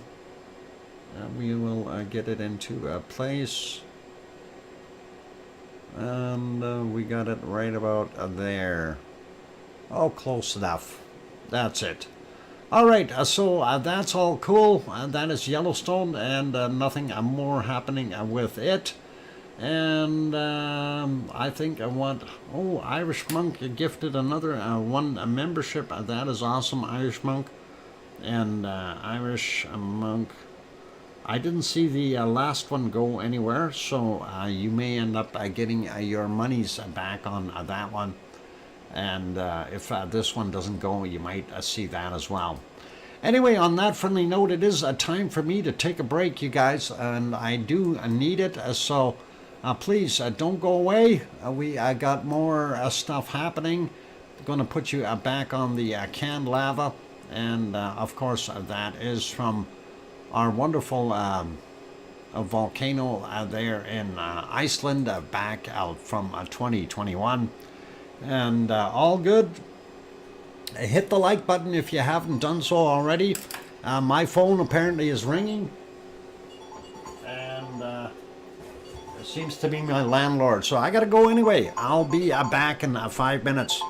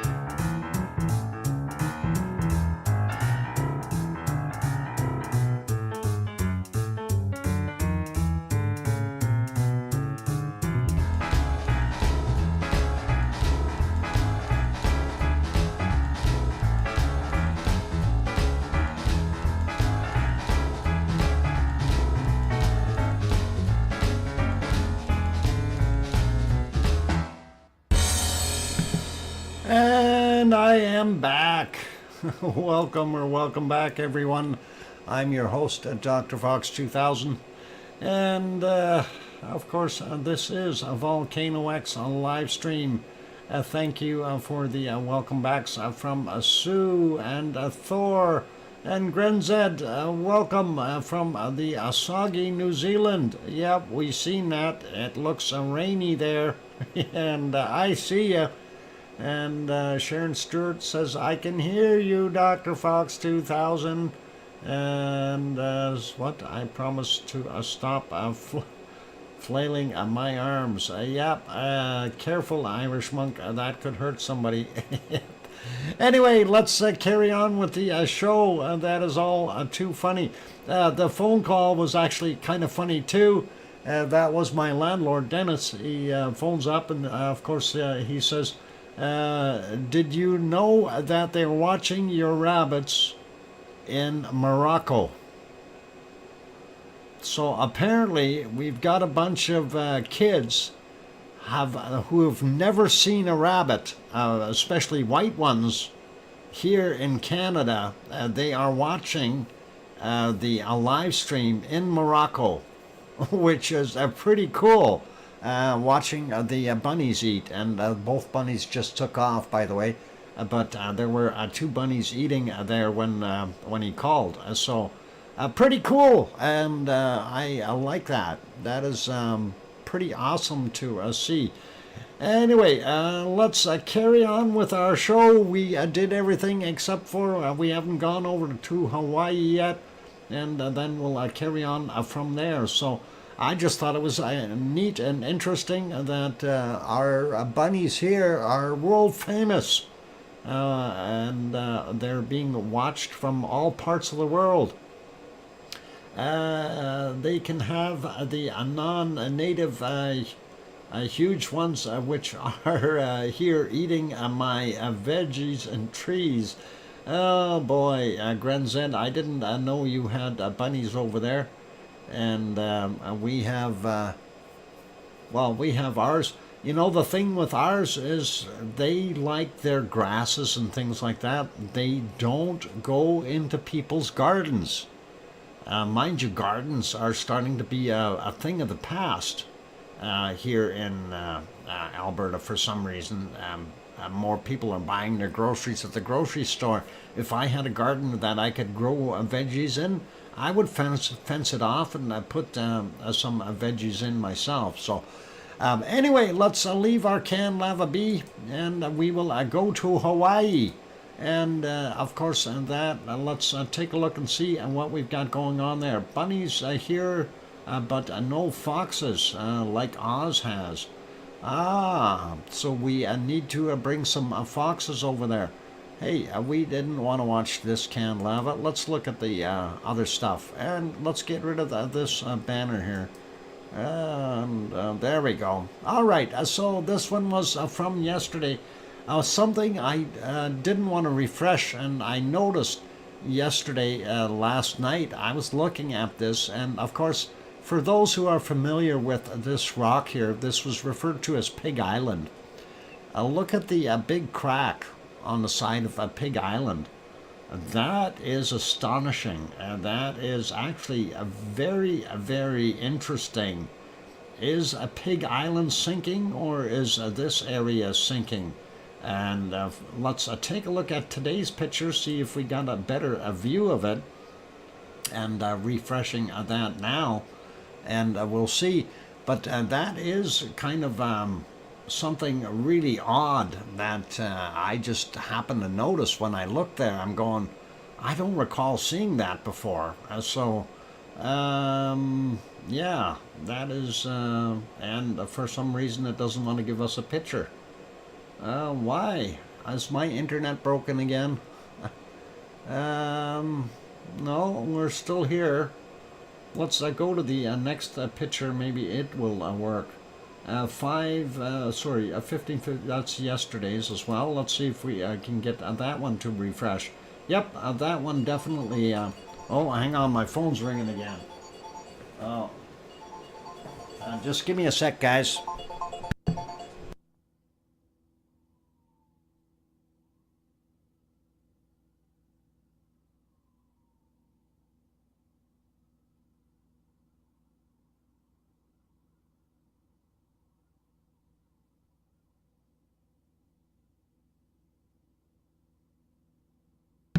Okay, back. I guess he misdialed accidentally there. No worries. Okay, yeah, that other one isn't refreshing, so I guess we're not going to be able to see it. This one has too much smoke in front of it to be able to see that spot right there along Pig Island. But we are seeing more cracking and stuff going around the edges here. And I'm wondering if we are going to see a collapse of this caldera. This will be interesting to see what happens in the very near future. And looks like, yeah, the other one did refresh, and they must have moved the camera slightly from the looks of things. But there's Pig Island. You can see the pond there. And you can definitely see that crack has gotten bigger, and actually looks like it's now broken off a piece off the side of it. So something is definitely moving there in the caldera. And looking at the cracks and stuff, that does look like it may be sinking. The lava is going somewhere, you guys. We'll see what happens in the future. We're definitely going to have to keep an eye on this. Very, very interesting. Yeah, looks like a gentle sink so far. Yeah, we'll see, if that lava pours out somewhere, it may end up popping out some fissure somewhere, and depending on the activity around it. But interesting nonetheless. I don't think they've got the thermal working. Let's take a look and see, and we'll refresh.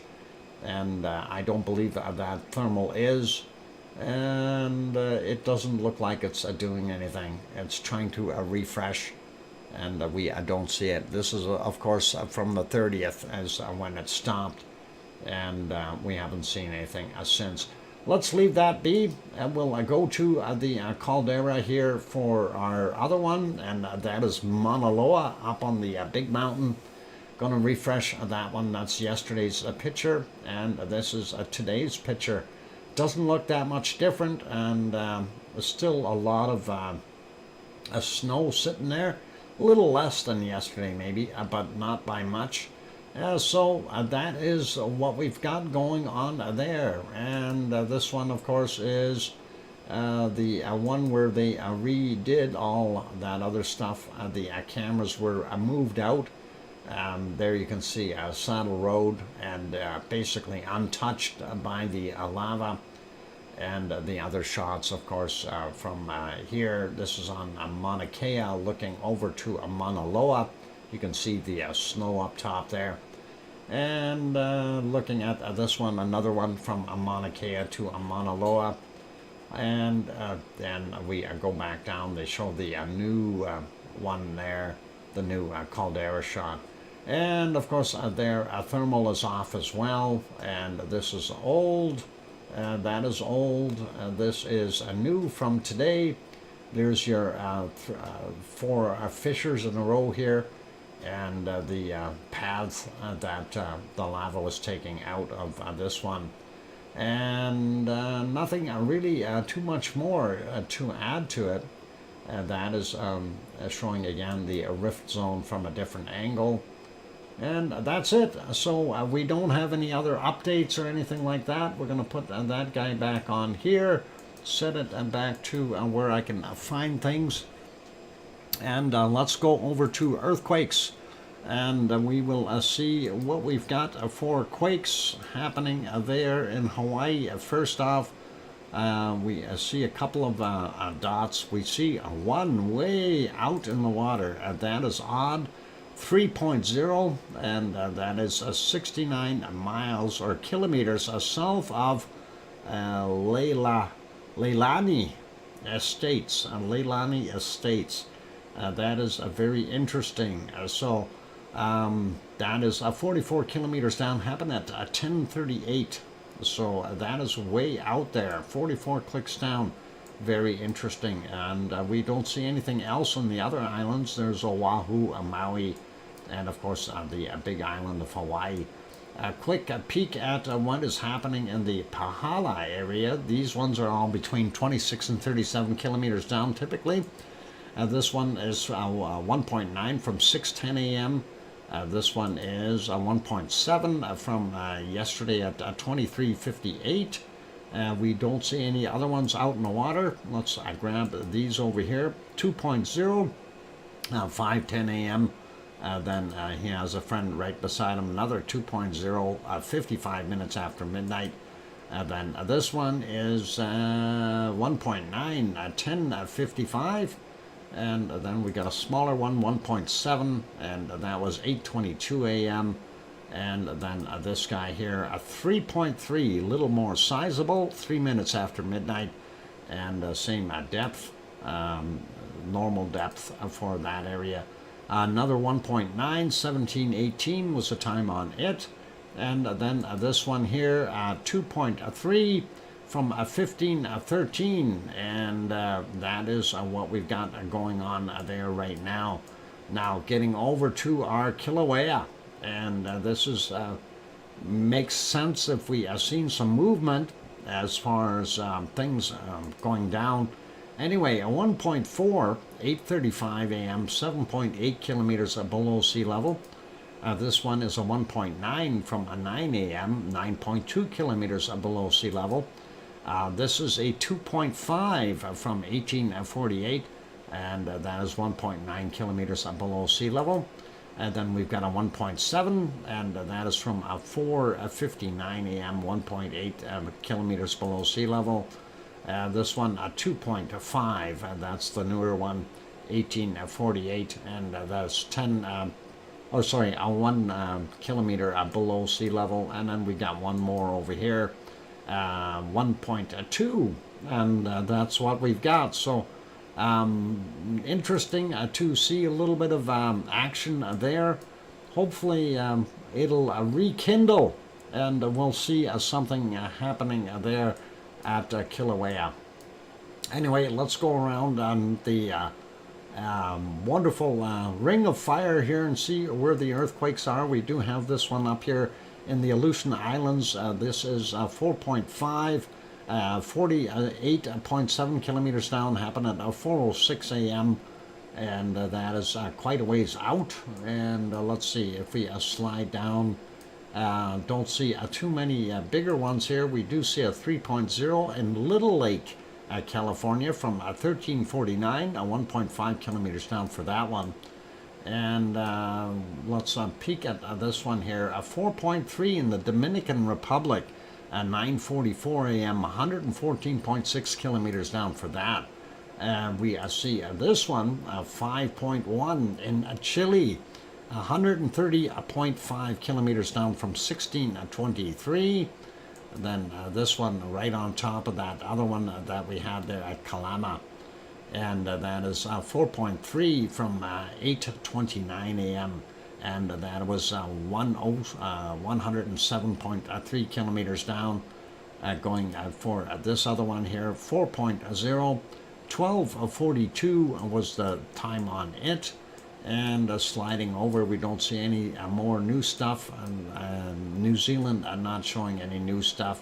We might want to check on the other map. Actually, let's do that right now because I'm curious if there was more at Taupo. And we'll take a look and see what we've got here. Zoom in, zoom in, zoom in. Come on, zoom in. There we go. And no, we don't see any at Taupo. There's the lake, but they did have that guy there, 5.0, yesterday. And then this one here was 4.1, and that was yesterday's as well. So they did have 2 quakes.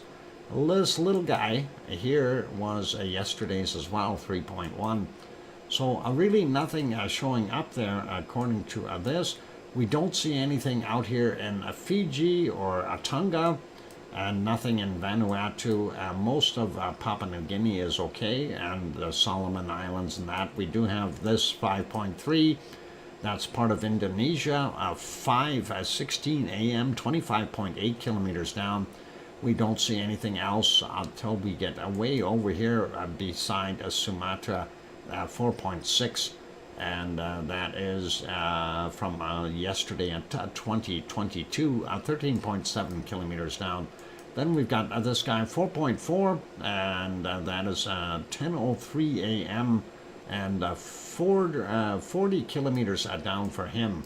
And going up, looking at the Japanese areas and up in the Kamchatka Peninsula, nothing. All quiet, and we don't see anything further in the south either. And we do see this one in India, or actually Pakistan, very close though. And that was a 3.5, 3:04 a.m., 10 kilometers down for him. And we see another one here in Greece, 4.4 from 13:03, 9.4 kilometers down. And that is it for our earthquakes according to this map from the USGS. Let's have a quick peek in the Canary Islands, see how they are doing today. Going to refresh that, of course, so we get accurate information. Storm Chaser 1211, hello and thanks. Doc, could we assume that the big island in Hawaii is taking taking a turn to the south more, suggesting it's a North American plate, us pushing on it more? No, don't assume that. That is not correct. We'll get back to that in a second, but let's take a look at this here. I'm going to show you that, and I'm going to explain which way the islands are moving. 3.8, and that is from 1:03 a.m. Canary time, or the 3 minutes after midnight UTC their time. And let's go here for a second and see what we've got on La Palma. And we see this is new. That's a 2.1 right up at the top of the hill, and that is 8 kilometers down from 10:23. We did have a couple of other ones as well, so we actually had 5 in total today. 1.0, 15 kilometers down for him, and then this one is 1.1, 4:03 a.m., 9 kilometers down. That's out in the ocean. This 1.9 up on the hill as well on the ridge, 9 kilometers down from 10:13. And then we've got the one we just pointed out there, that 2.3 from 10:23, 8 kilometers down for him. Then this one a little further to the south by the coast, 1.7, 7 kilometers down, and 11:04 was the time on it. And the flashing star, that is just about right where Cumbre Vieja was, and that is 10 kilometers down from 1730, 1.8 in magnitude. Okay, so now that we've got that done, let's go back over and answer your question there about where things are going, and then I'm going to go take a break. So first off, we'll take it zoomed out a little bit. So the hot spot, let's pretend the red spot is a hot spot. Well, it pretty much is. Actually, the hot spot is sitting underneath right here, right now. Okay, this is where the hot spot is. It's still feeding these other volcanoes here, but that is where the hot spot is. And the plate movement here is pushing everything in this direction. And if you take a look, you see it, and it goes this way, and then it bends and turns and goes the other way up, and it ends up being subducted in this corner here, and that is underneath the Aleutian Islands, and of course under the so it's going under the North American and the actually, I don't know where the actual plate boundary is. This might be it here. This may still be part of the North American plate, but it gets subducted underneath here. So if we back up a little bit and go back down here, just to give you a little bit of a better idea. This island here, and I can't remember the name of it, but this used to be over here about 5 million years ago. Oahu used to be over here about 3.8 million years ago. And Maui, if I recall correctly, was about 1.2 or 1.4 million years ago. Maui was sitting on the hot spot. And they are all moving in that direction.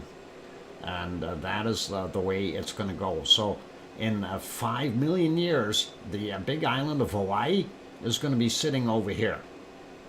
And that is because of the spreading of the material here. And of course, this is an expansion zone here, and that is pushing. And so you're getting a push in both directions. And then this whole stuff is going that way. It looks like it's about to take another slight turn in the future. Maybe the island will be more southeast.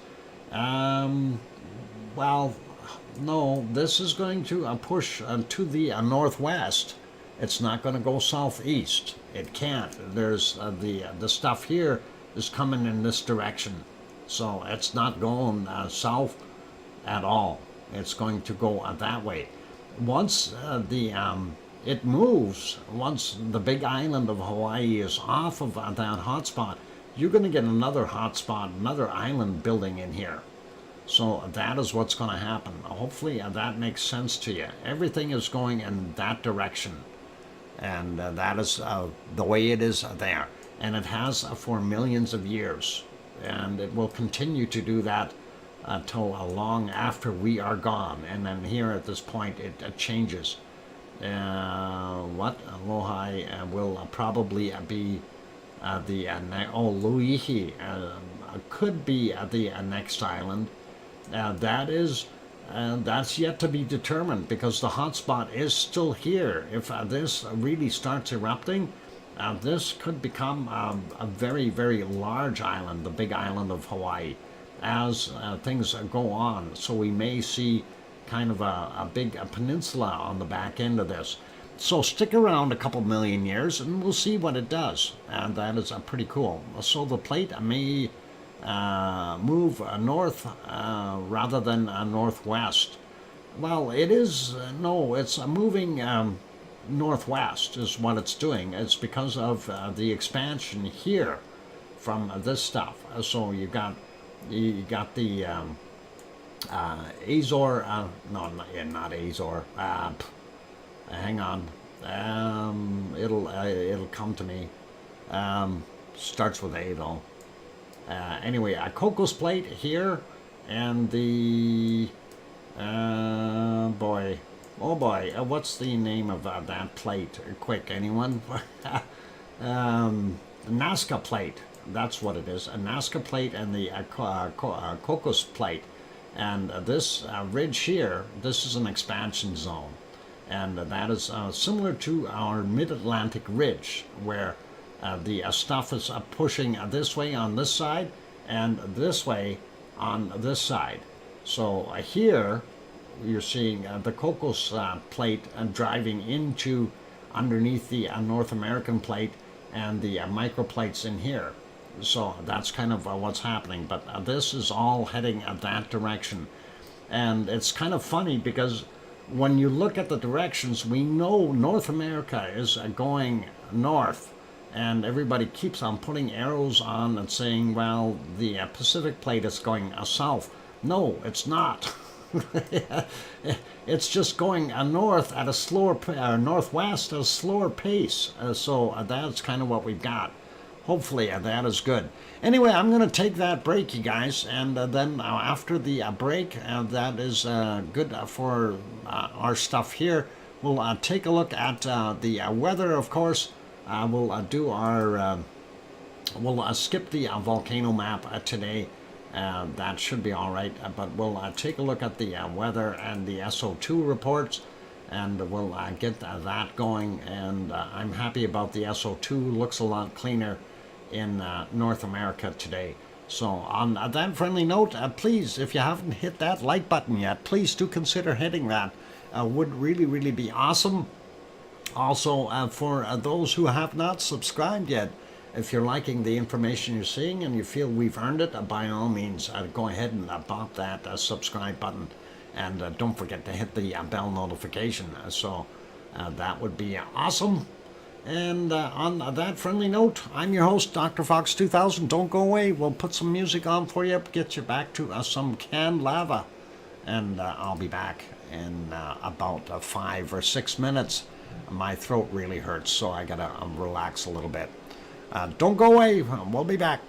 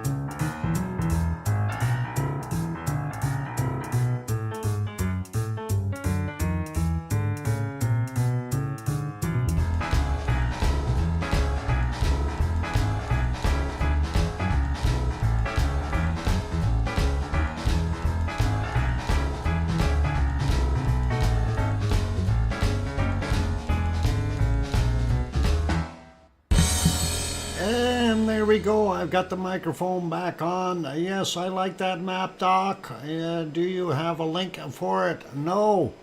It's on my computer. Encyclopedia Britannica Inc. is who gets the credit. And thank you for the welcome backs. I can probably send you that. Actually, it is got a link. Let's see. Let me get that copied here, and I'll drop the link. And there, it's a really long one. Hope that shows up. There's the map link, or for this particular strain.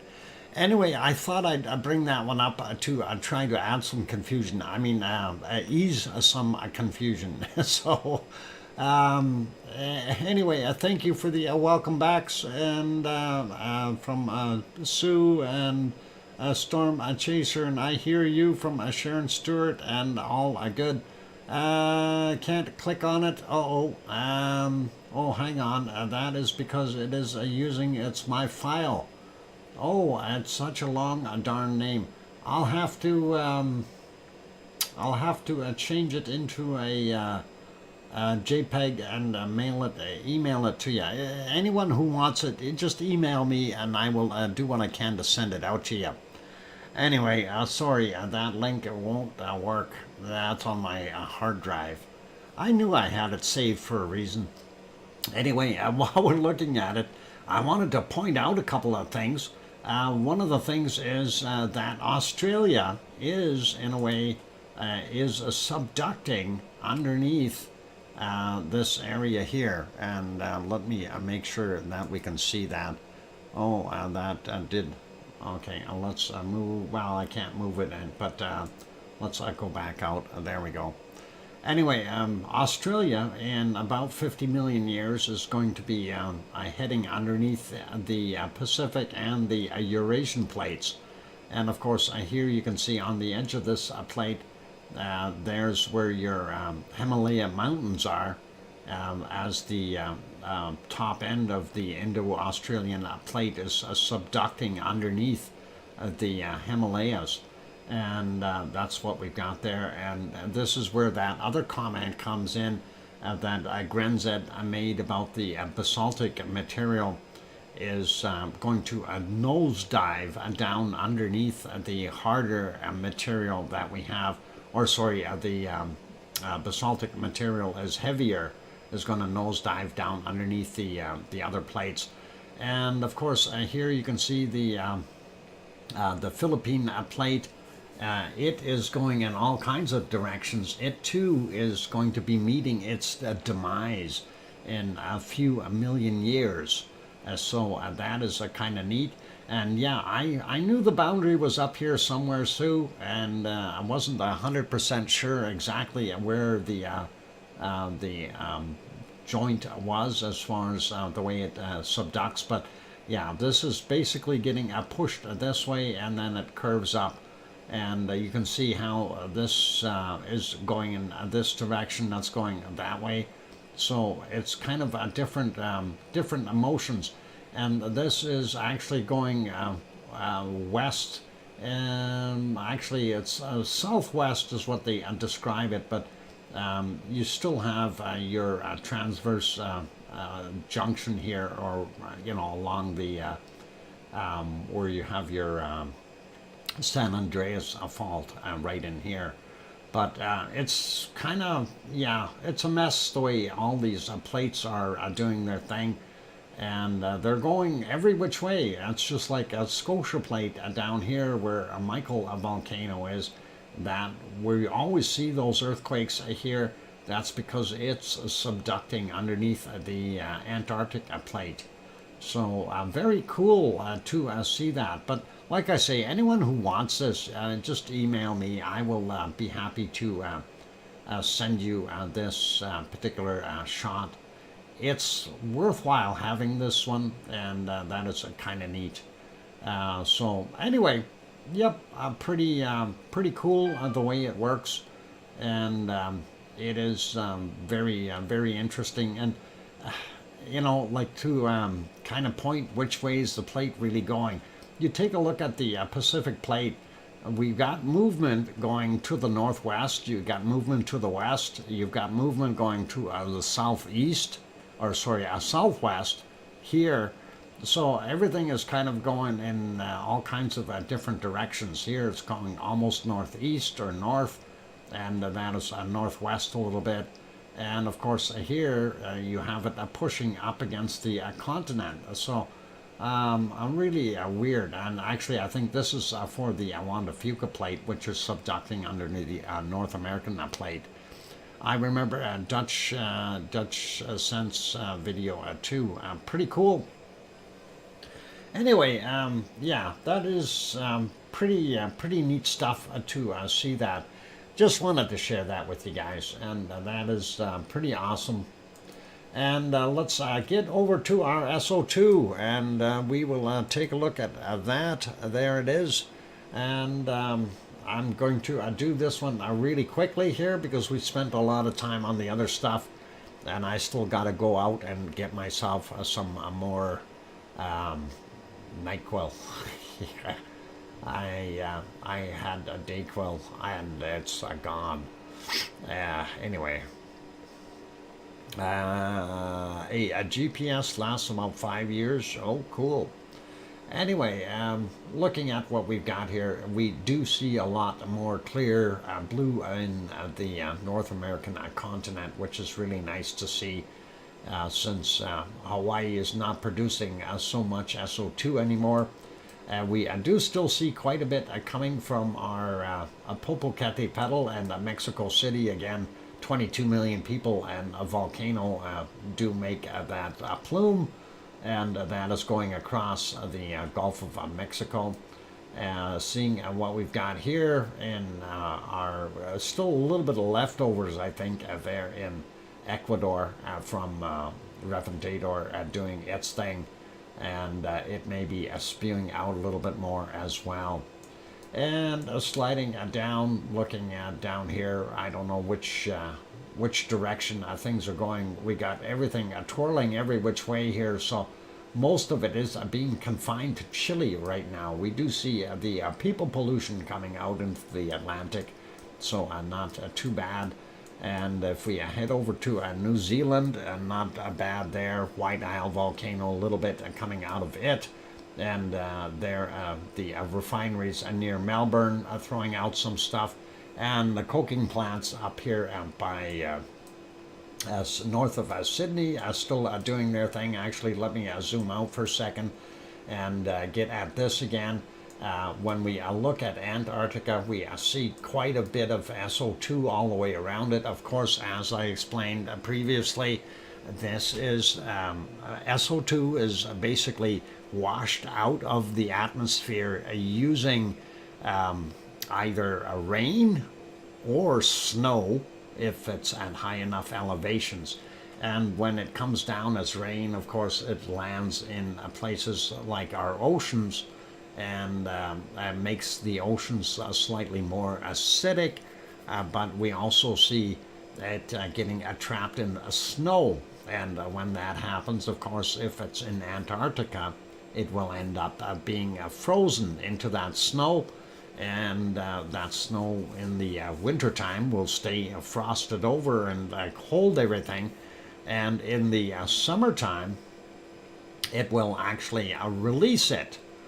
As the snow melts, it will release it or off gas once more, and that is what we're seeing here, and that's going all the way around. So that is kind of what the scoop is.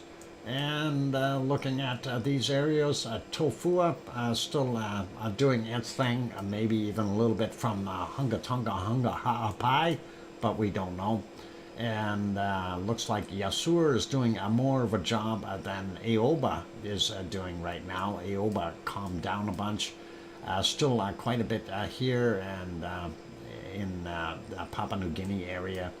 Ibu and Dakono still working away, doing their thing. And of course we have on Java and not so much on Sumatra, but mostly on Java we've got of course, Merapi and Semeru. They're the big culprits there, but also Jakarta, the city, very densely populated, so a lot of stuff happening there. And this little plume would be from Luolatak, and then you've got the stuff coming out of the Philippines, and you see there's not too much on this side here. That's because there's a big storm washing it out of the air, and that's what we've got going on. Looking here in China, a lot of pollution, and the same thing with Taiwan. Very hard to tell right now how much is coming out of Suwanoshijima. Possibly as some of this adding to what's coming across the water here from Sakurajima as well. And going up here, looking at this, Kamchatka Peninsula and our Russian friends, they are still doing their thing, and not as bad as it could be, and pretty heavy there in India right now as far as SO2 is concerned. And of course down here in South Africa, the mining plants processing their gold, smelting, and a little less from DR Congo, from our two volcanoes there. We can barely see anything from Erta Ale, so it's probably not doing a heck of a lot. And looking at these other spots here in Iraq, and that's an oil refinery, Kuwait, oil refinery in Saudi there and there. So that is what we've got. Also up here in Iran, there's also oil refineries up there as well. And looking at this is our wonderful Mount Etna. Mount Etna is throwing out a lot more SO2 than it has in the last little while, and that looks pretty cool. And maybe a little bit coming off of our other guy here, Stromboli, that's the one. And that's what we've got going on as far as SO2. Looks a lot cleaner in Europe as far as the SO2 levels, at least the western portions of it. Really nice to see. Very little in Iceland. There's a little bit there. Not sure what all is involved with that. Maybe they've got their aluminum smelters back on. But that's your SO2 report, basically. And we will take a look at our temperatures and stuff around the world real quick as well. But I am going to need to take another break. My throat is killing me. H2SO4 is a sulfuric acid, yes. Sulfur dioxide is SO2, the gas. Yeah, but it turns into sulfuric acid once it gets into the oceans. That's what you got to watch out for, Bob, just so you know. So if you see that volcanic stuff pouring into the ocean, you want to stay away, and that's what happens when lava hits the ocean into salted water or brine of some sort. Anyway, really cool, and yeah, let me take a little bit of a break here, you guys, otherwise I'm going to blow my voice out, and I won't make it. So don't go away. I'm going to take a short break and keep smiling, and then we'll do our thing. I think we have some canned lava left for you, and we'll see how much is in that can yet. And let's see, will we make it? Hang on, I'm looking at the wrong can. Ha! Or is that the right one? Okay, I'm lost. Is that it? Yeah, that was it. How come, oh, it's near the front of the can. All right. No worries. We'll leave it there. We'll let it do its thing. You guys can watch that. Rain can be affected. What? That goes, yep, it can turn into acid rain on the way down, Birdie Num. Definitely. Anyway, all good. Let me go take that quick break. Otherwise, like I said, I'm not going to have a voice left. I'll be back Hit that like button, you guys. Thanks. Can. Let's see if we can find something that's more can like. That's too slow. There, you can do a can to that. I'll be back.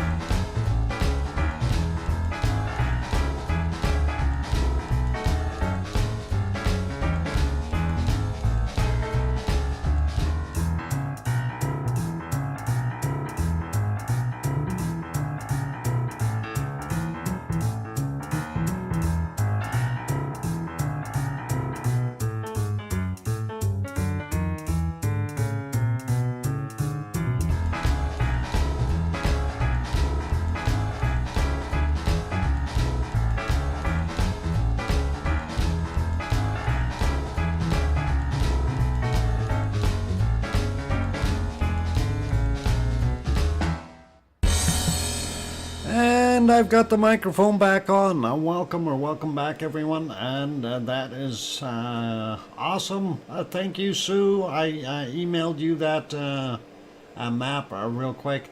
Storm Chaser says, I'd love to go forward in time to see the Atlantic and Pacific join up, and how that would affect the Gulf Stream and La Nina, El Nino, crazy climate, then no doubt. And yeah, it would actually be really wild. That would really be a kind of holy mackerel. We'll see what happens. Anyway, thank you for the welcome backs from Sue in Kananaskis country, and Sharon Stewart says, I hear you, and all cool. And Thor, thank you for the welcome back, and that is pretty cool. Yep, 250 million years. One of the things I was going to say, of course, Pangea is what our big one big continent that we used to have. It was called Pangea, but there were about 3 others prior to that, that in past history that they figured out were there. And Pangea is just the latest one that broke up and created what we see now. So let's take a look at it that way. And in the future, we are going to see another supercontinent build up. Unfortunately, none of us are going to be around to be able to see it, and I don't think I'll be around for that. Thor, you never know. You could get uploaded to the internet and you could live forever. Tell somebody short circuits all the memories. But anyway, it's going to be interesting to see what does happen. Agree. Pole flip is on the cards near future. Let's. I watched a video today that was very explanatory about the pole shifting and stuff. Actually, you guys may be familiar with him, Anton. What the heck is his last name? Anyway, they had. I gotta check the history that I had here today with YouTube to be able to find it. But he had a very interesting video on where the magnetic anomalies were and what they have discovered. And one of the places is it's quite interesting. Let me see if I can locate that, because that was really an awesome video. And of course, it's always that way. Let's see, why am I not moving? Something is holding me back, and there we go, and we're moving again. Okay, I watched the one on asteroids. More than one asteroid killed the dinosaurs. That was something that was big and cool. And why is it not coming up in the list here? Life beyond the solar system, no. New elements, no. That's not the one I wanted. I will see what I can do to find that one for tomorrow. Oh, no, I found it. Okay, there it is. And will get it for you into the chat. Okay, it's the biggest scientific discovery about planet Earth in 2022. And I only watched the first portion of it. I ran out of time. But I will drop the link into the stream. And you guys are more than welcome to have a go at it. And we'll see. Hopefully I'm still here. And as far as your pole shifting, you're going to see something interesting if you watch this video. And this one will come up as a video. So bookmark that for later and set aside about 4 hours for it. It's a long one. But the first chapter is about 20 or so minutes, and it talks specifically about planet Earth and how things happens and are going to continue to happen on it. And it is going to be a very interesting, very interesting. So you'll kind of go, huh? Really? Suhei's I subbed to his channel. Yeah, Anton is wonderful. He is absolutely straightforward. He uses facts, nothing but, and this is one of the. Actually, he's actually one of the guiding things that I looked at for guiding myself through starting this stream. And that was because he wasn't giving out baloney. He was giving a proper information. And this is kind of what I looked at and said, well, this is what I got to do is, stick to the proper information and no hocus pocus, no, guessing and things like that. I mean, we can have hypotheses, but it doesn't become a theory until, of course, it's put to the test and verified and all that. So, anyway, a very cool subject related to this show, Doc, and it is actually a very, very cool. And just to point on the map for a second, I wasn't aware that there was a huge anomaly of magnetic anomaly down here in this area of South Africa and into the Atlantic. Most of it is, I think, in the Atlantic, but a very large kind of a weird happening down there as far as magnetics are concerned. So it's cool. Plate tectonics, yes. Magnetics, yes. And all kinds of different stuff. Anyway, let's look at weather real quick. I'm going to keep it very short here today. I'm not going to do everything that we normally do. So, yep, cold up there in the north and a few spots a little bit clearer than others, but fairly cold. And looking at British Columbia, they got a high sitting there. Alberta, of course, a little warmer today. We're supposed to continue to warm up. We see this low off the coast here beating up the entire coast for the most part. And then, of course, Saskatchewan still got some colder temperatures in some spots. But swift current should be coming out of the cold pretty soon. Canada's country. And same thing, I don't know about down there. Yeah, but still cold around a winter peg.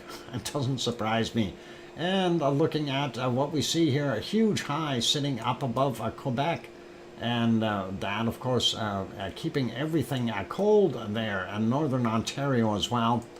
And looking at Toronto coming in at about 4, Montreal a -1, Quebec a -9. And then we get into some of the other stuff here. Looks like New Brunswick is cold in the north, warmer in the south. And Cole Harbour is going to be what temperature? Probably about 1. Yep, same as Halifax, not bad. A little colder on the northern tips here. And then when you get over to Newfoundland, we see the northern end really warm or cold, and the peninsulas out here warmer again. So all cool that way. And let's just run down this side real fast because I want to do this quick. 11 in New York, Philadelphia coming in at 15. That's a lot warmer. As 14 in Virginia Beach. Depends on where you hold that mouse. Grandma B's house, 17 degrees Celsius. That's not bad. Same with Charlotte. Actually, that's only 16 there. A little cooler in Atlanta. Going all the way south here. Miami coming in at about 24, 25 degrees. Sliding across, looking at it is not so warm in Texas today. Dallas about 8, Houston 15, Austin 14, and 15 there in San Antonio. Sliding over, we see Mexicali about 16 degrees.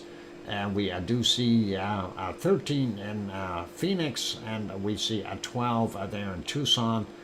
Death Valley probably coming in about, I don't know, cold. Wear your jacket if you're going there. It's going to be too cold. And we got 14 in Los Angeles. Death Valley coming in at 12. Wow. Duchess of Elements was gifted a membership by Irish Monk. There goes one of the ones that Irish Monk threw out. Way to go, Irish Monk. And congratulations, Duchess of Elements. James Bond, welcome. Sacramento coming in at 13. Eugene about 8. And Seattle making it to about 9. Portland only 5. Going down into Mexico. Mexico City is 13. Acapulco about 28. Nice. And Cancun only about 25. So a little bit different there. We see pretty normal temperatures. Of course, the lighter colors are, and the greens are the cold spots. Those are higher elevations. For the most part, we're looking at pretty normal temperatures in South America. And going through, of course, Argentina here, we see the hot spots, 29 in some spots, and this is nighttime temperatures. They're doing pretty awesome. Rio de Janeiro at 22, 23 degrees right now. Buenos Aires coming in at, there it is. It took off on me. 21 degrees there. Let's slide over to New Zealand real quick. And we see they've got a lot warmer temperatures on the South Island. Christchurch making it to 22, and looking pretty balmy there, nice, and about 18, 19 in Wellington. Auckland making it to about 20 degrees. Granzed's place somewhere around 21, 22, something like that. Sliding over to Tasmania, Hobart only 14 today. But some of the other areas still holding some real nice temperatures. 22 in Melbourne right now. Sydney coming in at about 20 degrees. Adelaide making it to 21, sliding over real quick. Perth coming in at 31. Wow. And the hot spots, of course, are over here from what we see. Well, that's one of them. Ellie still doing its thing, hasn't left, hasn't died down yet. I thought that storm would have been gone a long time ago. Oz is home, Brisbane, 26 degrees Celsius. We see some another low up here, and I wonder if that's going to turn into a storm as well. They too have some hot temperatures, and yeah, Indonesia, actually Papua New Guinea here, 33, 32. Some 34s are not bad, and Java and Sumatra are quite warm as well for the most part. Bangkok making it to about 27, thanks Sue. Manila coming in about 28 today. We do see this is likely a big storm. We'll see what goes on. What's this? East China Sea, or the Yellow Sea up here. Quite cold. We see the winds blowing across from Asia over onto Japan, and that's crossing the Sea of Japan. We see things are pretty cold, 7 degrees in Tokyo, and the northern areas, of course, a lot colder. Kamchatka Peninsula, that cold is pushing down southward, so no more tropical stuff for those guys. Looking at what we see here, Madagascar, not bad. Of course, these are all nighttime temperatures, or very early morning for them now. And we see not bad in what we see in southern parts of Africa. I'm surprised it cooled off as much as it did in the Sahara. They did have plus 20 degree temperatures during the daytime hours. So I'm kind of looking at it going, oh, wow, that dropped. And it was somewhere around 20 there in Cairo, and unfortunately it dropped like a rock. Turkey about the same. They've got a high sitting there that's going to keep it cool, And of course, Piggy's place coming in at, says about 15 on the map, but 12 on what Sue just brought up from the weather guessers, so who knows. And of course, over here where Yvonne is, she's regretting being here because it's cold. And that is what we've got there in Sicily. And a little warmer on the coastlines, 3 degrees, holy mackerel. And the other one, of course, up here where she comes from is about 8, 9, 10 degrees, a little bit warmer. And Aurelio, who lives in right in here, he was telling me it was very cold for him as well. So that is pretty nasty there. Anyway, Portugal not as bad, but very low temperatures. Hopefully they will warm up.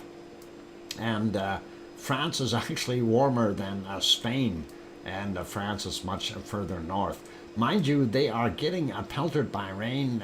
Tanto, I was saying it was raining there and flooding in that area where she is. And there we go, 12 degrees. Paris coming in at 12 as well. And the Alps, of course, are going to be cold. And looking at Munich at 10. Frankfurt, I made it to 10. Cologne coming in at 9 or 10. Berlin, 9. That is pretty awesome. 9 in Hamburg, going all the way up here to Copenhagen. And we see that there's a circulation here, and that is just right on the edge of it. 7 degrees there. And looking at, we got 10 there in London. Plymouth making it to 12. Irish Monkland, and over here we'll see about 9 degrees Celsius. And hopefully Irish Monk is going to enjoy that. And let's see, did somebody throw in another membership, or is that one just been thrown out? James Ouellette got that one from Kevin Haynes. That wasn't, that was the leftover one that wasn't handed out. That is awesome. And we got one more membership out there that is floating around that needs to be obtained. Hopefully someone will get it. -4 there in Oslo, and -2 in Stockholm. St. Petersburg, -7. Moscow coming in at about -4, -5. Looking at what we've got here in Reykjavik, and that should be about cold. -6 according to that, and on the map here it says about -9. And that is not so good. So that's what we've got there for our temperatures. Quick peek at the precipitation. We're not going to spend a lot of time. I already explained that the coast here is getting nailed.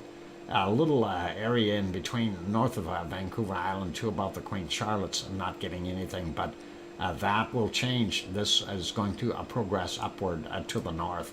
Looks pretty dry and clear with some fog for the most part through the prairies all the way into northern Ontario, and even at pardon me, that very cold high area here in Quebec.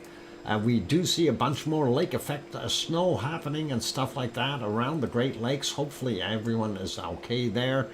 And we see Boston and New York getting pummeled with some rain as well. And some more storms coming through Florida, but nothing too big or too severe. So sliding into South America, we do see rain in the rainforest to be expected. And of course down the bottom end of Chile, they are getting nailed with some rain down there as well. And here's New Zealand. It's warm, but hey, there's the rain. It's the rainy season. And Gren Zed, are you growing web feet yet? lots of ducky weather there. So that is what we see, and that seems to go all the way up here into Tonga area and those places, Fiji as well. Vanuatu, and as we go along, we see most of it up going into the other areas there, Malaysian countries and so on. Sorry, I have to try to I gotta actually give me a second. I gotta blow my nose out here.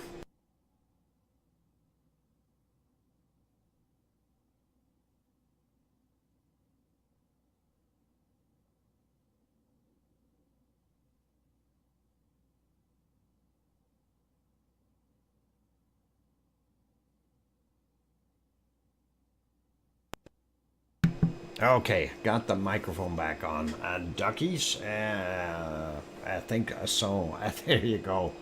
A swan. Anyway, it looks like Brisbane has got some rain there. And there's Ellie. And here's that other system I was saying that looks like another storm. It is too. So that is quite perceptive. I should become a weatherman. Normal stuff there in Papua New Guinea. And of course, Indonesia getting nailed with lots of stuff. And here's this other big low sitting in here doing its thing. So, hey, Mars 2028, I was gifted that other missing gift. So they were all handed out. That is excellent. And I don't know if Mars 2028 is still here, but that is awesome. Everybody's gone and got them. And looks like Philippines getting nailed. And hopefully not too many others are getting nailed really bad. It looks like some rain there in Taiwan, and of course Japan, northern portions, and the western side getting all that cold air being blown across of the Sea of Japan, creating snow. And of course, looking at Kamchatka, not too much snow up there right now. And South Africa, yep, rainy season, definitely. We see the storms there in the jungles, and that is okay. We are still seeing rain. I wonder if they're getting flooded out, because they don't normally get rain for so long there in the Sahara Desert, and or pardon me, in Saudi Arabia. And looks like even portions of Iraq and Iran are getting nailed with a lot of water. And sliding over, looking at what we've got in Sicily, not too bad. Where's Piggy's place? She's not getting any rain right now. Nope, no rain for Piggy. And looking at, looks dry but foggy there in our wonderful Spain. And then, some of that rain has moved out. It's gotten a little more intermittent. It went north and east. Of course, we see in France and going into Switzerland and Germany as well, a bunch of stuff. And then we see Germany itself getting a bunch of rain. Looks like all of Poland is getting nailed. And then that, of course, is going into other countries where we're seeing it, like Belarus and those places, all getting nailed. And here's the circulation there, just off of the edge of Sweden. And that is what's recirculating this weather for those poor people living in Denmark. And then lots of snow in Norway. And Sweden and Finland, not so much, but it is there. Irish Monkland, not getting any rain or very little right now. I'm not sure if that is going to move over and get them though. Looks not bad there, not bad in Scotland, Ireland, and of course Wales. And all of England, pretty dry but windy. Let's zoom back out. And looking at Iceland, and they're not getting too much snow. I thought they'd still be getting more snow, just a bit on the eastern side and a little on the interior here. So nothing too severe. Let's put it back on temperatures. We'll take a quick peek at the coldest temperatures on the planet. And right off the bat, we see a minus 37 down in Antarctica. I don't think it's going to get any colder than that. If we hunt, we might see a minus 38 somewhere, but there it is, a minus 38, and we see it. So a minus 38 in Antarctica.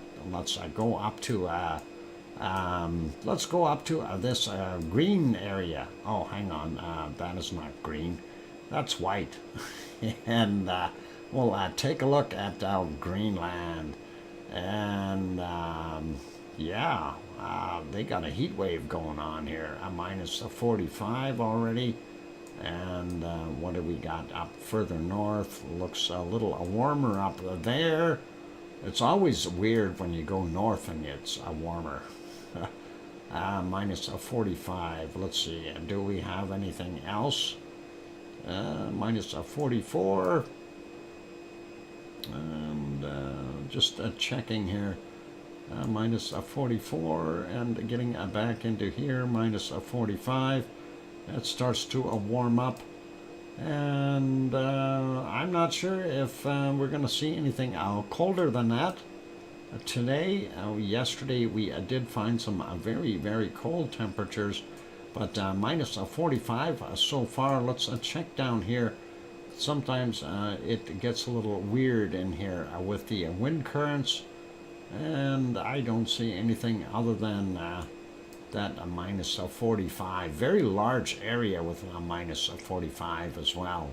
So that'll keep things frozen up there. So, yep, a minus 45. Here's where the low is sitting.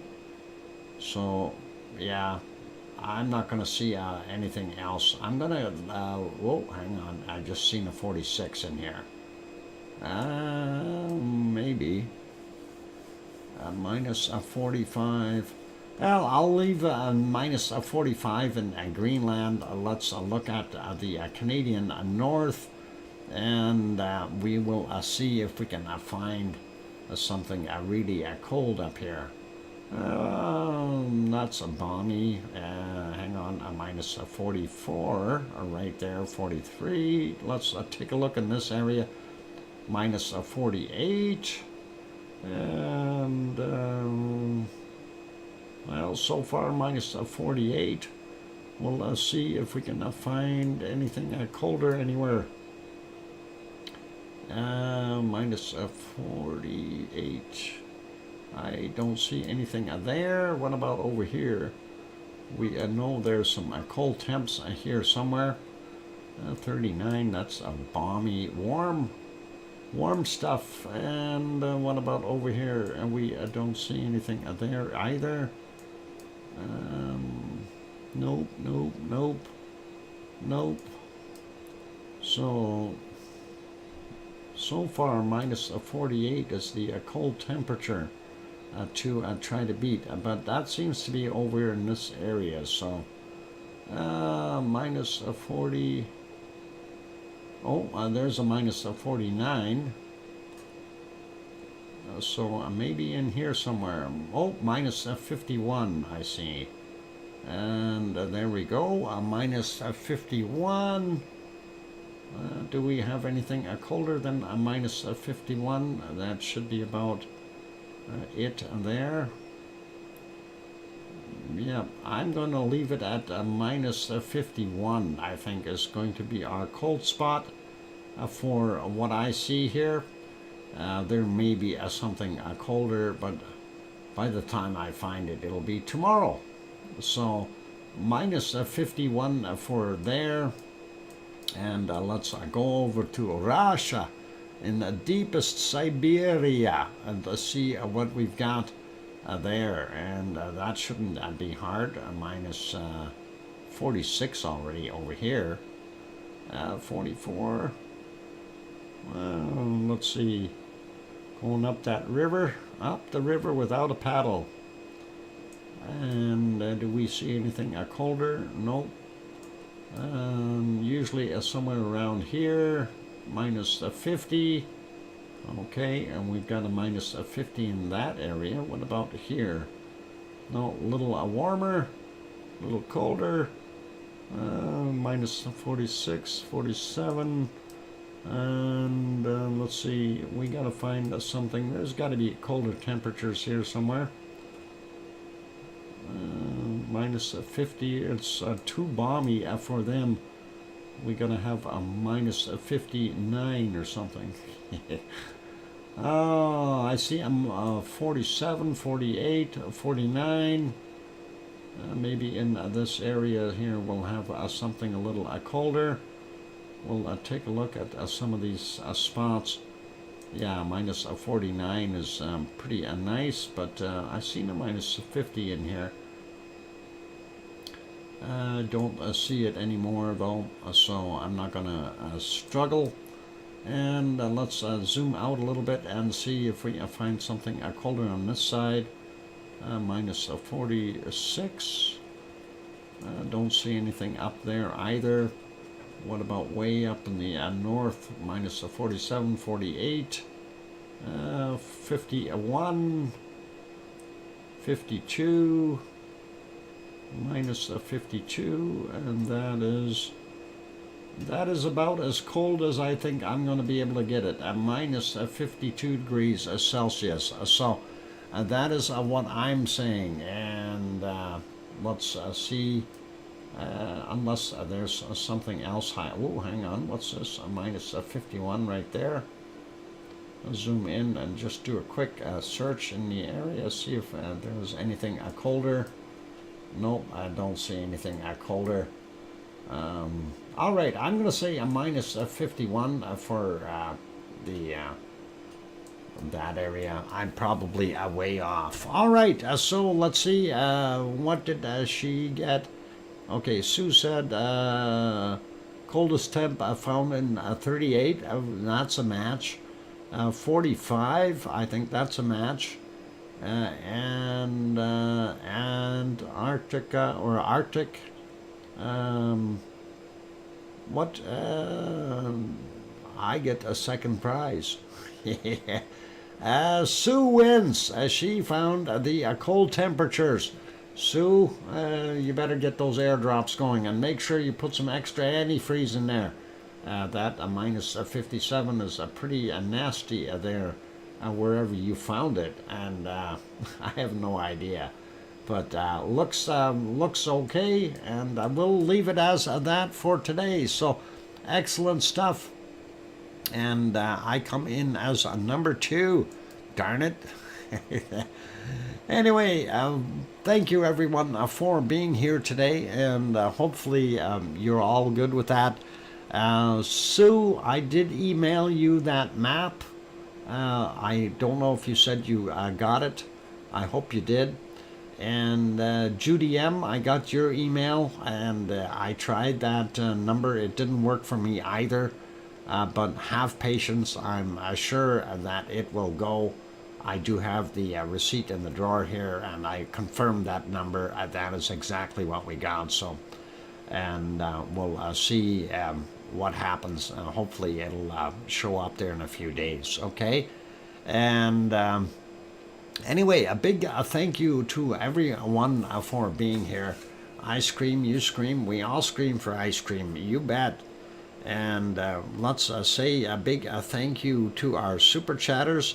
A full circle of Florida, or as we nicknamed them, 360 Florida. Yeah. And of course, Irish Monk for his wonderful super chat. Thank you. And then also Kevin Haynes for gifting the 5 memberships. And then also Irish Monk for doing 2 1 membership gifts each. And that is all awesome, and I am seeing 7 memberships on the board, so that means all of them got given away. That is all cool. Thank you everyone for being here. A big thank you to our moderators, Arizona Snowman, Piggy, CMD Boy, and Gary 24/7 Live. He's at Skies, Lucas, and Lucas Snow, and Joseph Fields, if they were in the background as well. And on that friendly note, again, a big thank you to all of you. And I appreciate all of you being here and doing your thing. And anyone who wants that other map, just pop me an email. And I'm off to feed the animals in the cold places by air cargo drops. Those are the best. And of course, mammoths, polar bears, penguins, reindeer, And I don't know how the walruses got in there, or seals. Okay, that's my best seal impression I could do. On that note, be good, be kind, take care of yourselves. We will see everyone tomorrow. Keep smiling and do what you do best. But please make sure tonight that you tell your loved ones that you love them tonight, for tomorrow is never promised. Boy, I blew that. So I'll do it again. Please tell your loved ones that you love them tonight, for tomorrow is never promised.